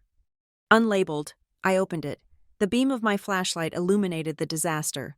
First, the tax notices, Internal Revenue Service, final notice of intent to levy. They hadn't paid payroll taxes for the business in 3 years. The penalties alone were 6 figures. Second, a document titled Personal Guarantee. It was signed by Grant Price. He had guaranteed a high-interest loan from a private lender, a predatory outfit based in Delaware, using the business assets as collateral. But he didn't own the assets. The trust did. And then, the letter. It was from a law firm representing the private lender. Dear Mr. Price, unless the outstanding balance of $400,000 is satisfied by the 1st of next month, we will proceed with a civil claim against you for fraud and breach of contract. We are aware that the collateral pledged was not yours to encumber. Fraud. Grant wasn't just broke. He was facing prison. He had pledged assets he didn't own to get a loan he couldn't pay back. And finally, the trust document. I pulled it out. It was the original deed of trust, signed by my grandmother, Clause 7. Alienation of assets. No asset held within the trust may be sold, transferred, or encumbered without the written, notarized consent of all trustees. In the event of a trustee's incapacity, their vote shall revert to the remaining trustees. There it was, in black and white. In the event of a trustee's incapacity, they didn't need me to agree. They needed me incapacitated. If I were in a psych ward, or if I were under a guardianship, my vote would revert to Grant. Grant would then have the sole authority to sell the business to the buyer from Riverton, use the cash to pay off the predatory lender, and bury the fraud charges before they ever went to court. I was the only thing standing between my father and a jail cell, and he was willing to put me in a padded room to save himself. I closed the folder. I didn't put it back. I shoved it under my shirt, the cold paper against my skin. I locked the cabinet. I crept back upstairs, my heart pounding a rhythm of terror and triumph. I had the smoking gun. I had the motive. I wasn't the crazy daughter. I was the inconvenient witness. I slipped into my room and packed my bag in the dark. I wasn't waiting for morning. I was leaving now. As I climbed out the window, too afraid to use the front door and trigger the chime, I looked back at the house one last time. You want to get rid of me? I thought. You just handed me the weapon to destroy you. I hit the ground running. The red folder burned a hole in the passenger seat of my car as I drove to Simone Hartwell's office on Monday morning. I had spent the weekend in a motel 2 towns over, sleeping in 20-minute bursts, waking up with my heart hammering against my ribs. I had stolen the evidence of my father's crimes, and I knew that once they realized the file was gone, the Cold War would turn hot. Simone looked at the documents spread across her mahogany desk. Her expression shifted from professional detachment to genuine alarm as she read the letter from the private lender. This is not just debt. Ruby, she said, taking off her glasses. This is criminal fraud. He pledged assets he did not have the authority to pledge, if this goes to court. Your father is looking at prison time. And the trust? I asked. She tapped the yellow document I had retrieved from the basement. This is your shield. Clause 7 is explicit. Unanimous consent. He cannot sell Price and Pine Home goods to this Riverton group without your signature. Unless I am incapacitated, I reminded her. Right, Simone said grimly. Unless you are incapacitated, that is why they are trying to build the narrative of the breakdown. If they can get a judge to sign an emergency guardianship order, Grant becomes your proxy. He signs the sale, the debt gets paid, the fraud gets buried, and you get locked away in a facility until the ink is dry. I felt a chill that the office heating system could not dispel. It was a race. They were racing to prove I was crazy. I was racing to prove they were criminals. We need to strike first. Simone said, We are done playing defense. We spent the next 3 hours drafting the counterstrike. It was a beautiful, lethal stack of paperwork. We drafted a cease and desist order demanding they stop contacting my employer and medical providers. We drafted a formal notice to the credit bureaus and the lenders, flagging the recent activity as fraudulent and naming Grant and Lena Price as the likely perpetrators. And most importantly, we drafted a request for an injunction. If they file for guardianship, Simone explained, this injunction hits the court docket immediately. It informs the judge that there is an existing conflict of interest, specifically, that the petitioner, your father, has a financial motive to declare you incompetent. It stops the rubber stamp. It felt good to sign my name. It felt like fighting back. But paperwork was not enough. I needed to know the enemy's timeline. I needed to know when this sale was supposed to happen. I left Simone's office and drove to the one place I had avoided since returning to Larkhaven, the family store. Price and Pine Home Goods was a fixture on Main Street. It occupied a beautiful brick corner building that had once been a bank. Growing up, I had loved the smell of it. Raw timber, beeswax candles, and imported wool. I walked in at 2 o'clock. The bell above the door chimed, a nostalgic sound that made my stomach twist. The store was empty of customers. The shelves, usually stocked with high-end linens and artisanal furniture, looked thin. Dust motes danced in the shafts of light coming through the display windows. Dean Holloway was behind the counter. Dean had managed the store for 15 years. He was a good man, a man with 3 kids and a mortgage, who had always given me free candy when I was a child. Ruby, he said, looking up from a ledger. He looked tired. His hairline had receded, and there were dark circles under his eyes. I haven't seen you in years. Hi, Dean. He came around the counter and gave me a hesitant hug. He smelled like sawdust and anxiety. I heard you were back in town, he said, pulling away. Your dad said, well, he said you were having a hard time. I looked him in the eye. Dean, do I look like I'm having a hard time? He studied me. I was wearing a sharp blazer and dark jeans. My hair was brushed. My eyes were clear. No, he admitted. You look like Ruby. Dad is lying. Dean, he is telling people I am unstable because he is trying to hide something. Dean looked at the door, then lowered his voice. It is the sale, isn't it? I nodded. Tell me about it. Dean sighed, running a hand over his face. He has been meeting with them for months, Riverton Retail Group. They are a conglomerate out of Chicago. They buy up local brands, strip the assets, and turn the locations into generic showrooms. And the price? Dean wrote a number on a scrap of paper and slid it across the glass counter. $3 million. It was enough to pay off the $400,000 to the predatory lender, pay off the back taxes, and leave Grant and Lena with a comfortable nest egg. But only if the deal closes. I said, "They are pushing for the end of the month." Dean whispered, "The buyer is getting impatient. They want the title clear by the 1st. Your dad has been frantic, yelling at suppliers, forgetting orders. And Lena has been in here with the lawyers more than he has." "Lena is handling the details?" Dean nodded. "She brings the papers. She mails the packages. She is the one driving the bus. Ruby, your dad is just the passenger at this point." "Thank you." "Dean," I said. I turned to leave, but he caught my arm. "Ruby," he said softly, "if they sell to Riverton, I lose my job. The whole staff does. They bring in their own people." "I know." I said, "I am going to try to stop it." I walked out of the store with a new target. Lena. Dean had said she mailed the packages. There was only one place in Larkhaven to send certified mail. The Pack and Ship on 4th Street. I drove there. It was a gamble. But in a small town, gambles often paid off because privacy was a myth. The clerk behind the counter was a teenager I didn't recognize, chewing gum with aggressive enthusiasm. "Hi," I said, putting on my best confused customer smile. "I have a weird question. I think my sister might have mailed a package for me last week, but I never got the tracking number. I just want to see if she actually sent it." The girl stopped chewing. "What is her name?" "Lena Price, but she might have put my name on the return address." "Ruby Price." The girl's eyes lit up. "Oh, yeah. The lady with the really nice purse? That is her?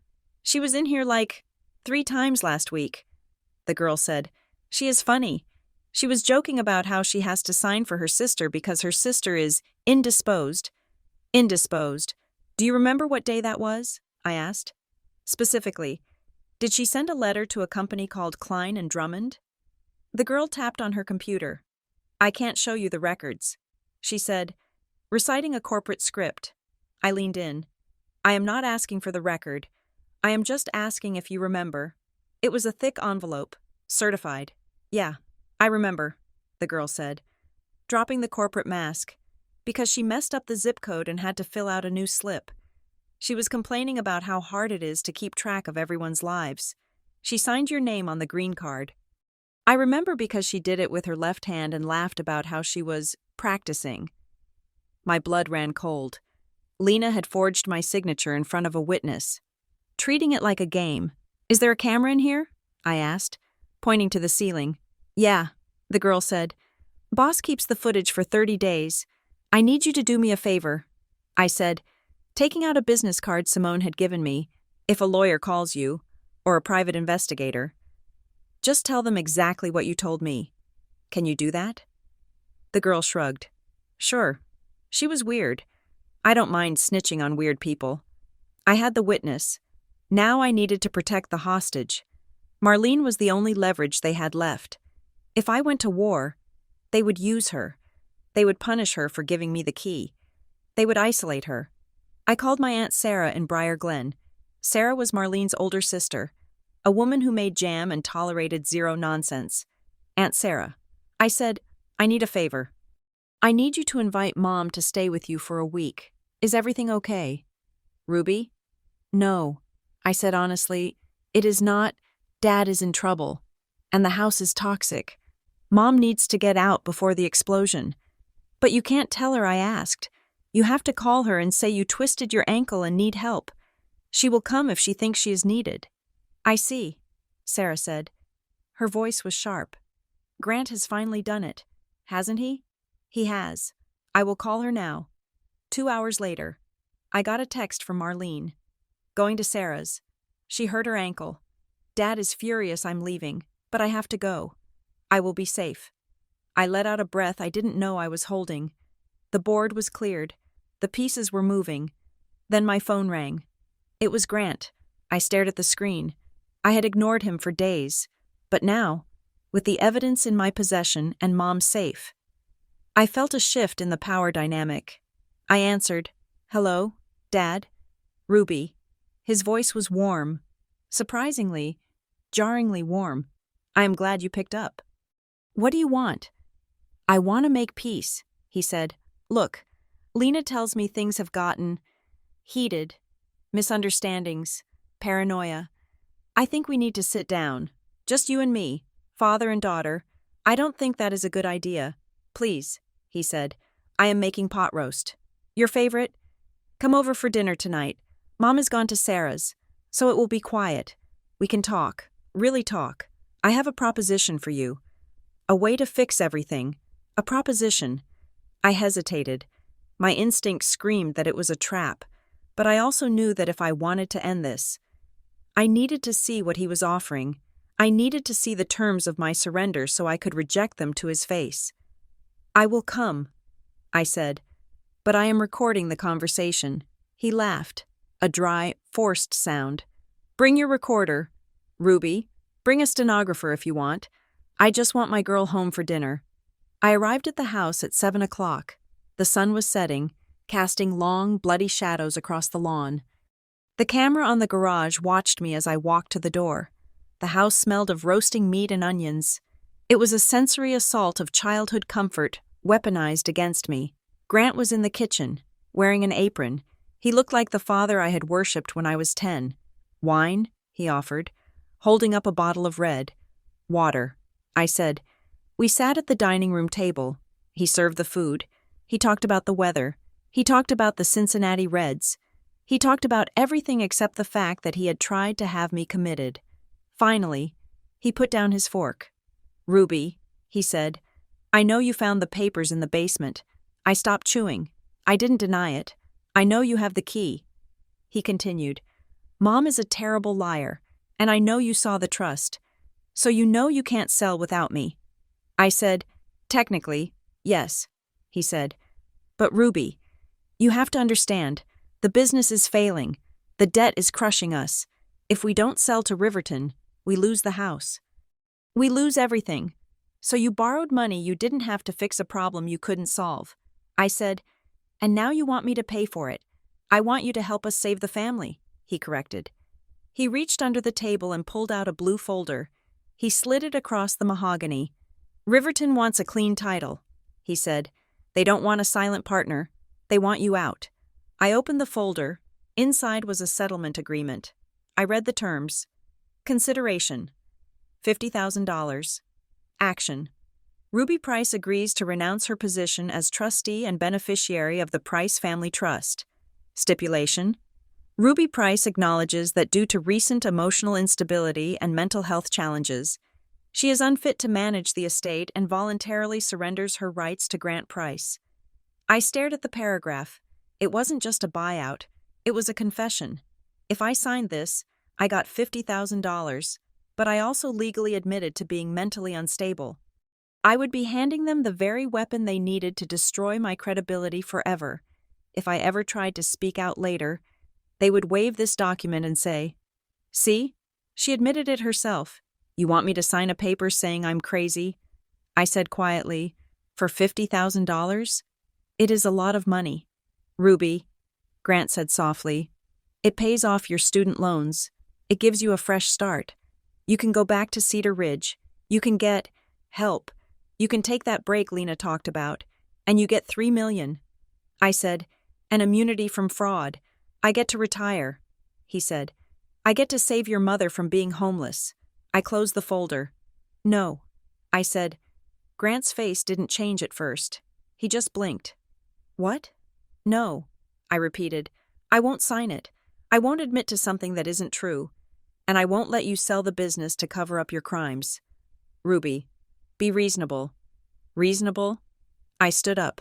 "Reasonable is telling me the truth years ago. Reasonable is asking for help, not trying to frame your daughter for a psychiatric breakdown. You tried to lock me up. Dad, you tried to erase me. And now you think you can buy me off with pennies?" Grant stood up too. The apron looked ridiculous now. The tender father mask dissolved. revealing the cornered animal beneath. "You selfish little bitch," he hissed. There it was. "You don't care about this family," he spat. "You only care about your precious rules, your spreadsheets. You would watch us burn just to be right. I would watch you burn to save the truth." I said. The back door opened. Lena walked in. She wasn't smiling. She was holding her phone. "Sign the paper. Ruby," she said. Her voice was bored. I turned to her. "Or what? Lena? You will forge it again? I have a witness at the shipping store. By the way, she remembers you practicing my signature." Lena's eyes narrowed.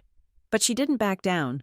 "Or," she said, scrolling through her phone, "I will send this to your boss." She turned the screen toward me. It was a photo, a grainy, low-light photo of me in college.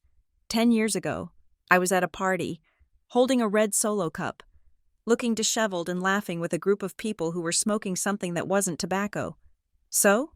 I said. "It is a college party." "And this," she said, swiping. It was a screenshot of a text thread, a fake thread. The contact name was Ruby, and the texts were graphic requests for prescription painkillers. "I need more Oxy. Lena, please, I am shaking. Just ask Dad for money. I can't function without it." I stared at the screen. It was fabricated, completely made up. "We will send this to your HR department," Lena said. "We will tell them the reason for your administrative reset is that you are in rehab. We will tell them you have a history of substance abuse. We will tell them you stole money from us to buy pills. No one will believe that." I said, "Won't they?" Lena smiled. "You are already on leave. You are already flagged as a security risk. If your family comes forward with proof of an addiction, who are they going to believe? The stable father and sister? Or the employee who just got suspended? It was monstrous. It was perfect. Narrative. That was their weapon. They didn't need facts. They just needed a story that fit the cracks in my life." "Sign the paper," Grant said, pushing the folder toward me. "Take the money. Go away. Or we ruin you." I looked at my father. I looked at my sister. I realized then that they were strangers. I shared DNA with them, but I shared nothing else. I picked up the folder. I walked to the kitchen counter, where a candle was burning, one of the beeswax candles from the store. "Ruby, what are you doing?" Grant asked. I held the corner of the document to the flame. The paper curled and blackened. The fire caught. "Stop!" Lena shrieked. I dropped the burning folder into the metal sink. We watched it turn to ash. "Go ahead," I said, turning back to them. "Send the photo. Send the texts. Do your worst. Get out," Grant whispered. His face was purple. "Get out of my house." I walked to the door. "You forgot one thing," I said, pausing with my hand on the knob. "What?" Lena snapped. "I don't need you to believe me." I said, "I just need to be the one left standing." I left the house. I got in my car. I drove straight to Cedar Ridge. I didn't sleep that night. I prepared. The next morning, Tuesday, I walked into my office building. I wasn't supposed to be there. My badge was deactivated. I stopped at the security desk. "Call David." I told the guard, "Tell him I have something he needs to see." David came down 10 minutes later, looking annoyed. "Ruby, you are on leave. You can't be here. I need 5 minutes. David, with you and Susan, off the record." He looked at my face. He saw the cold determination there. "Come up," he said, "in the conference room." I didn't apologize. I didn't cry. I opened my binder. I laid out the police report I had filed that morning regarding the identity theft. I laid out the affidavit from the shipping clerk. I laid out the cease and desist letter Simone had sent. I laid out the copy of the trust. And then I laid out the fake text thread Lena had shown me. I had written down the content from memory. "They are going to send you this," I said to Susan, or something like it. "They are going to claim I am a drug addict." Susan picked up the paper. Why? Because I am the only person who can stop them from committing a multi-million-dollar fraud. I said, "This isn't an HR issue. Susan, this is a federal crime in progress, and they are using your company as a weapon to silence me." I looked at David. "I am not asking for my job back today." I said, "I am asking you to look at the evidence." Does an addict create a 300-page binder of legal documentation? Does an unstable person file an injunction with the county court? David flipped through the binder. He looked at the dates. He looked at the forged resignation letter. He looked up at me. "This is insane," he said. "It is." I agreed. "But it is happening, and I am telling you now so that when the email comes, you know it is not a revelation, it is retaliation." Susan looked at me with new eyes.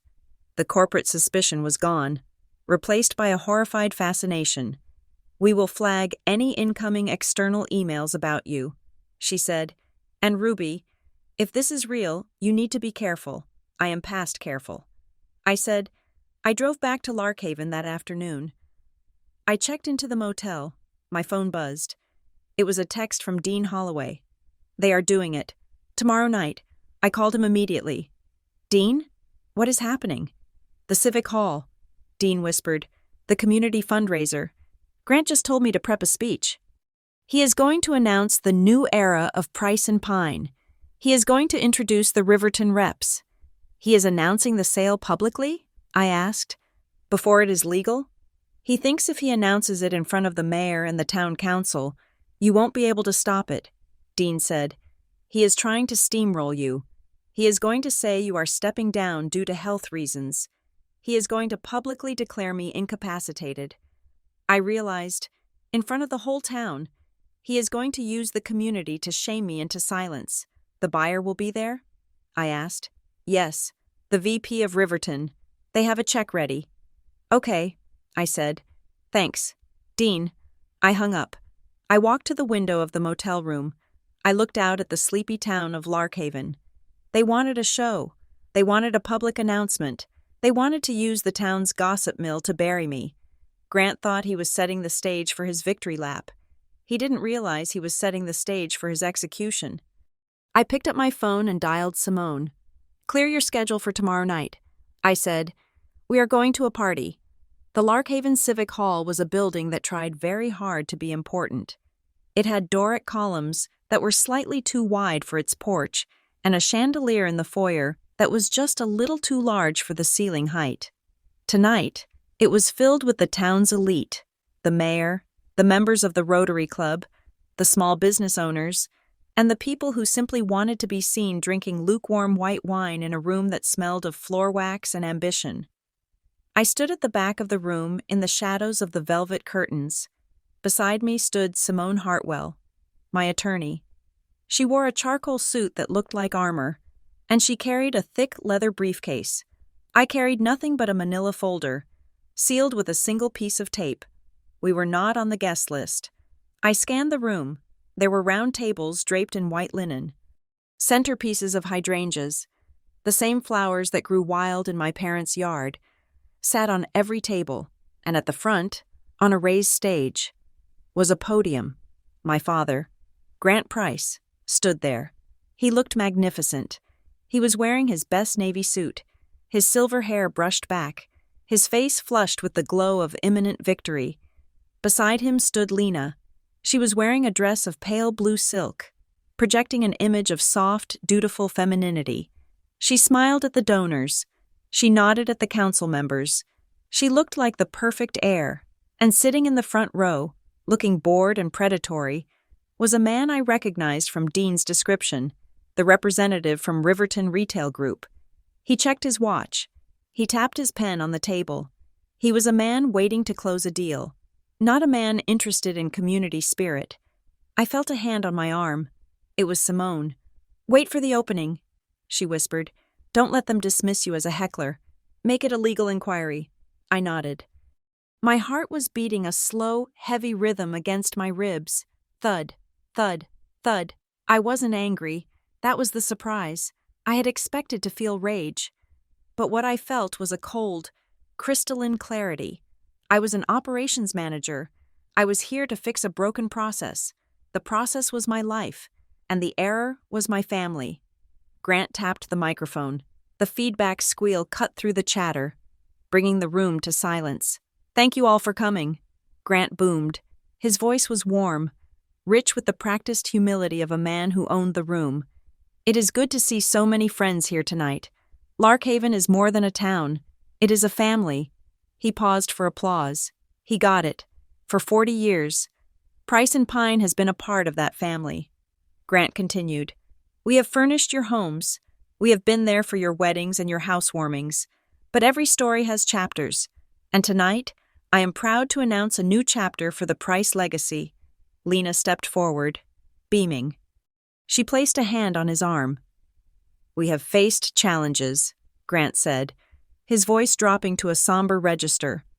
My wife, Marlene, is struggling with her health. And as many of you know, family dynamics can be complicated. He let the word hang there. Complicated. It was a dog whistle. Everyone in the room knew the rumors. The unstable daughter, the one who ran away, the one who is spiraling. But we have found a way forward, Grant said, his voice rising again. We have found a partner who respects our values. Tonight, we are moving toward a transition that will ensure financial security and legal clarity for the future of this business. Legal clarity. That was the phrase. I stepped out from the curtains. The heels of my boots clicked sharply on the hardwood floor. It was a rhythmic, deliberate sound that cut through the silence of the room. Click, click, click. Heads turned. People whispered. I didn't look at them. I looked straight at the stage. Grant saw me first. His smile faltered, just for a fraction of a second, before he plastered it back on. Ruby, he said, his voice straining for joviality. We didn't think you were coming. Folks, this is my daughter, Ruby. She has been unwell. I didn't stop walking until I was 10 feet from the stage. Simone stood 2 steps behind me, a silent sentinel. I didn't scream.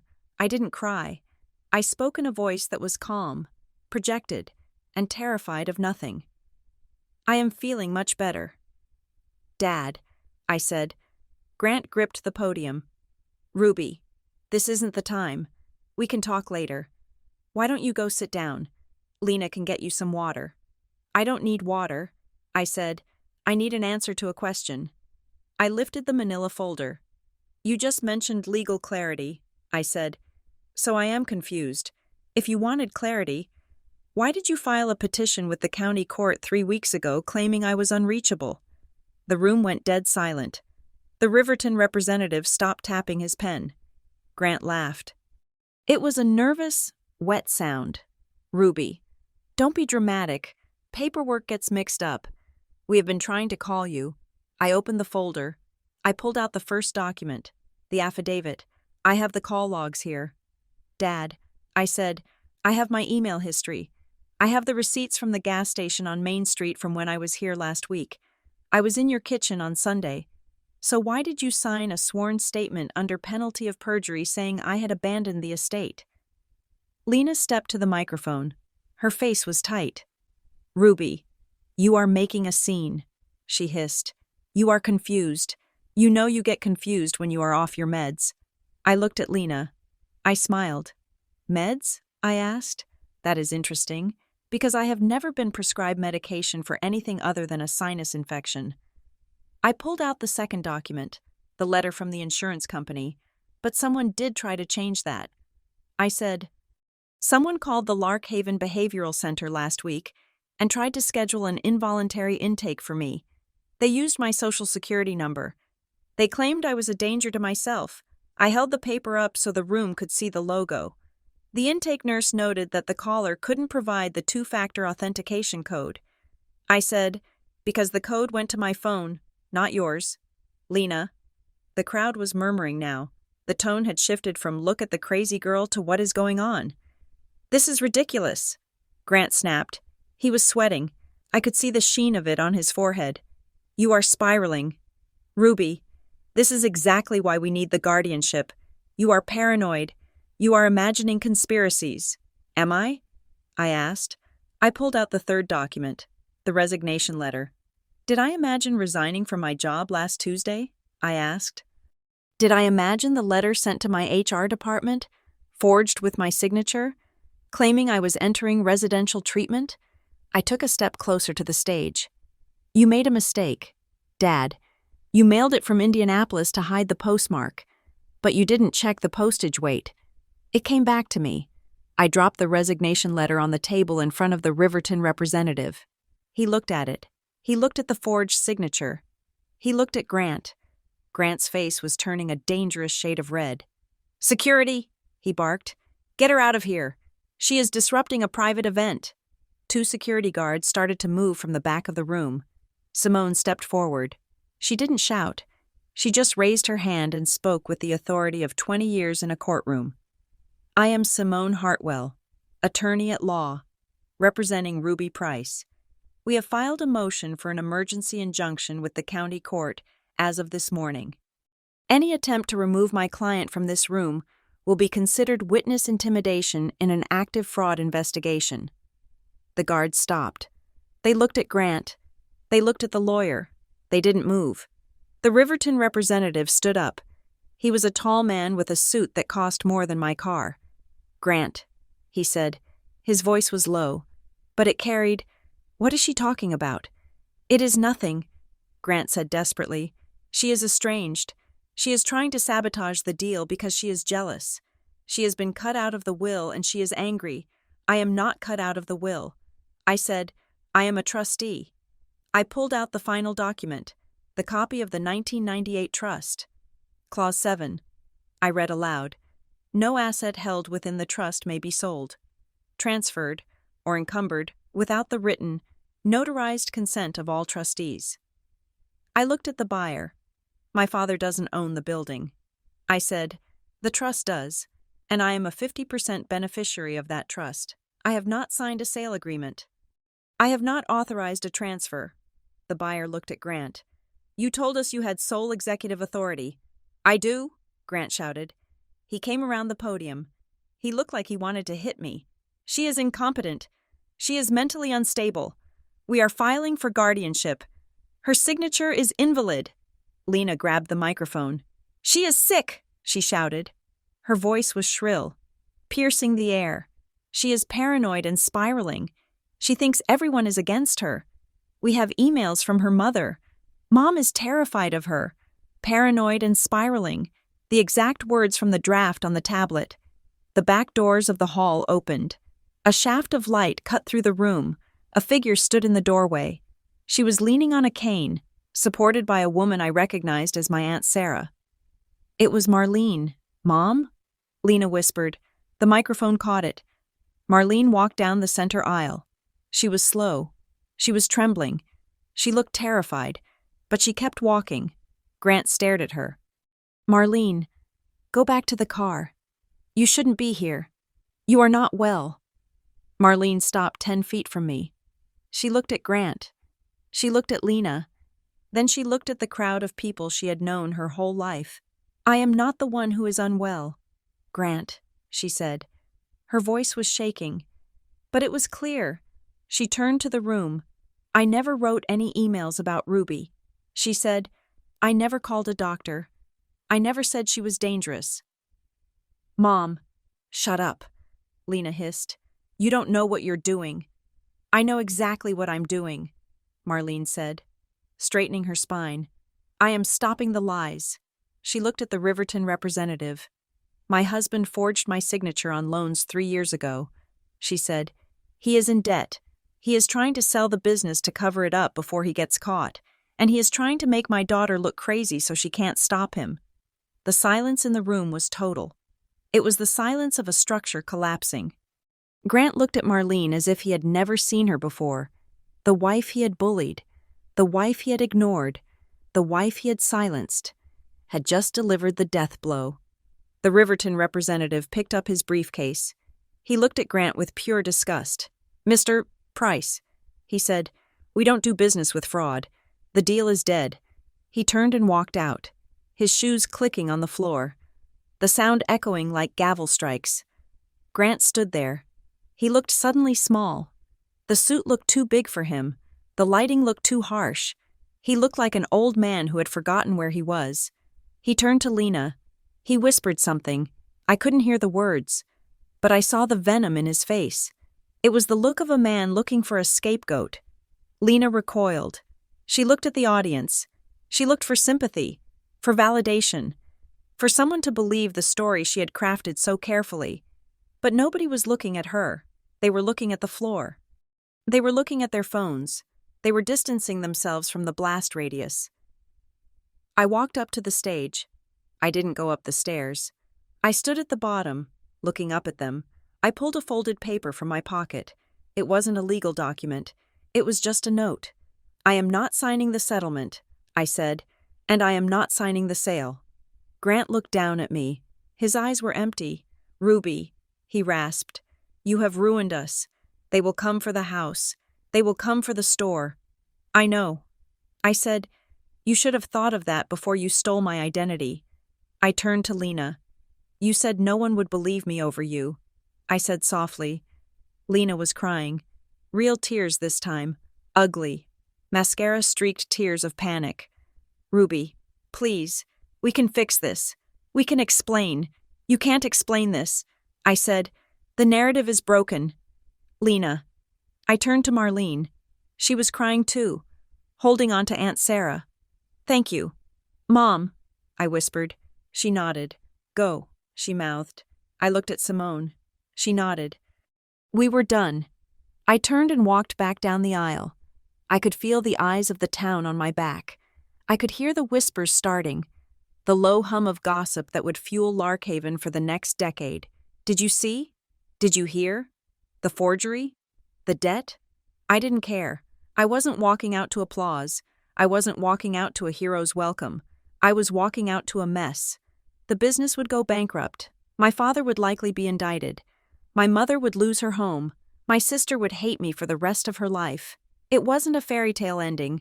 It was a wreckage. But it was my wreckage. I pushed open the heavy double doors of the Civic Hall and stepped out into the night air. It was cool and smelled of rain. I took a deep breath. It was the first breath I had taken in weeks that didn't feel like it was borrowed. I had lost my family, but I had kept my name. And as I walked toward my car, leaving the lights of the hall behind me, I realized that was enough. Thank you for listening to this story. I hope Ruby's journey resonated with you. It is a reminder that sometimes the hardest battles are the ones fought within the walls of our own homes. I would love to hear from you. Please comment below and tell me where you are listening from. It is always fascinating to see how far these stories travel. If you enjoyed this, please make sure to subscribe to Revenge Stories for more tales of justice, betrayal, and redemption.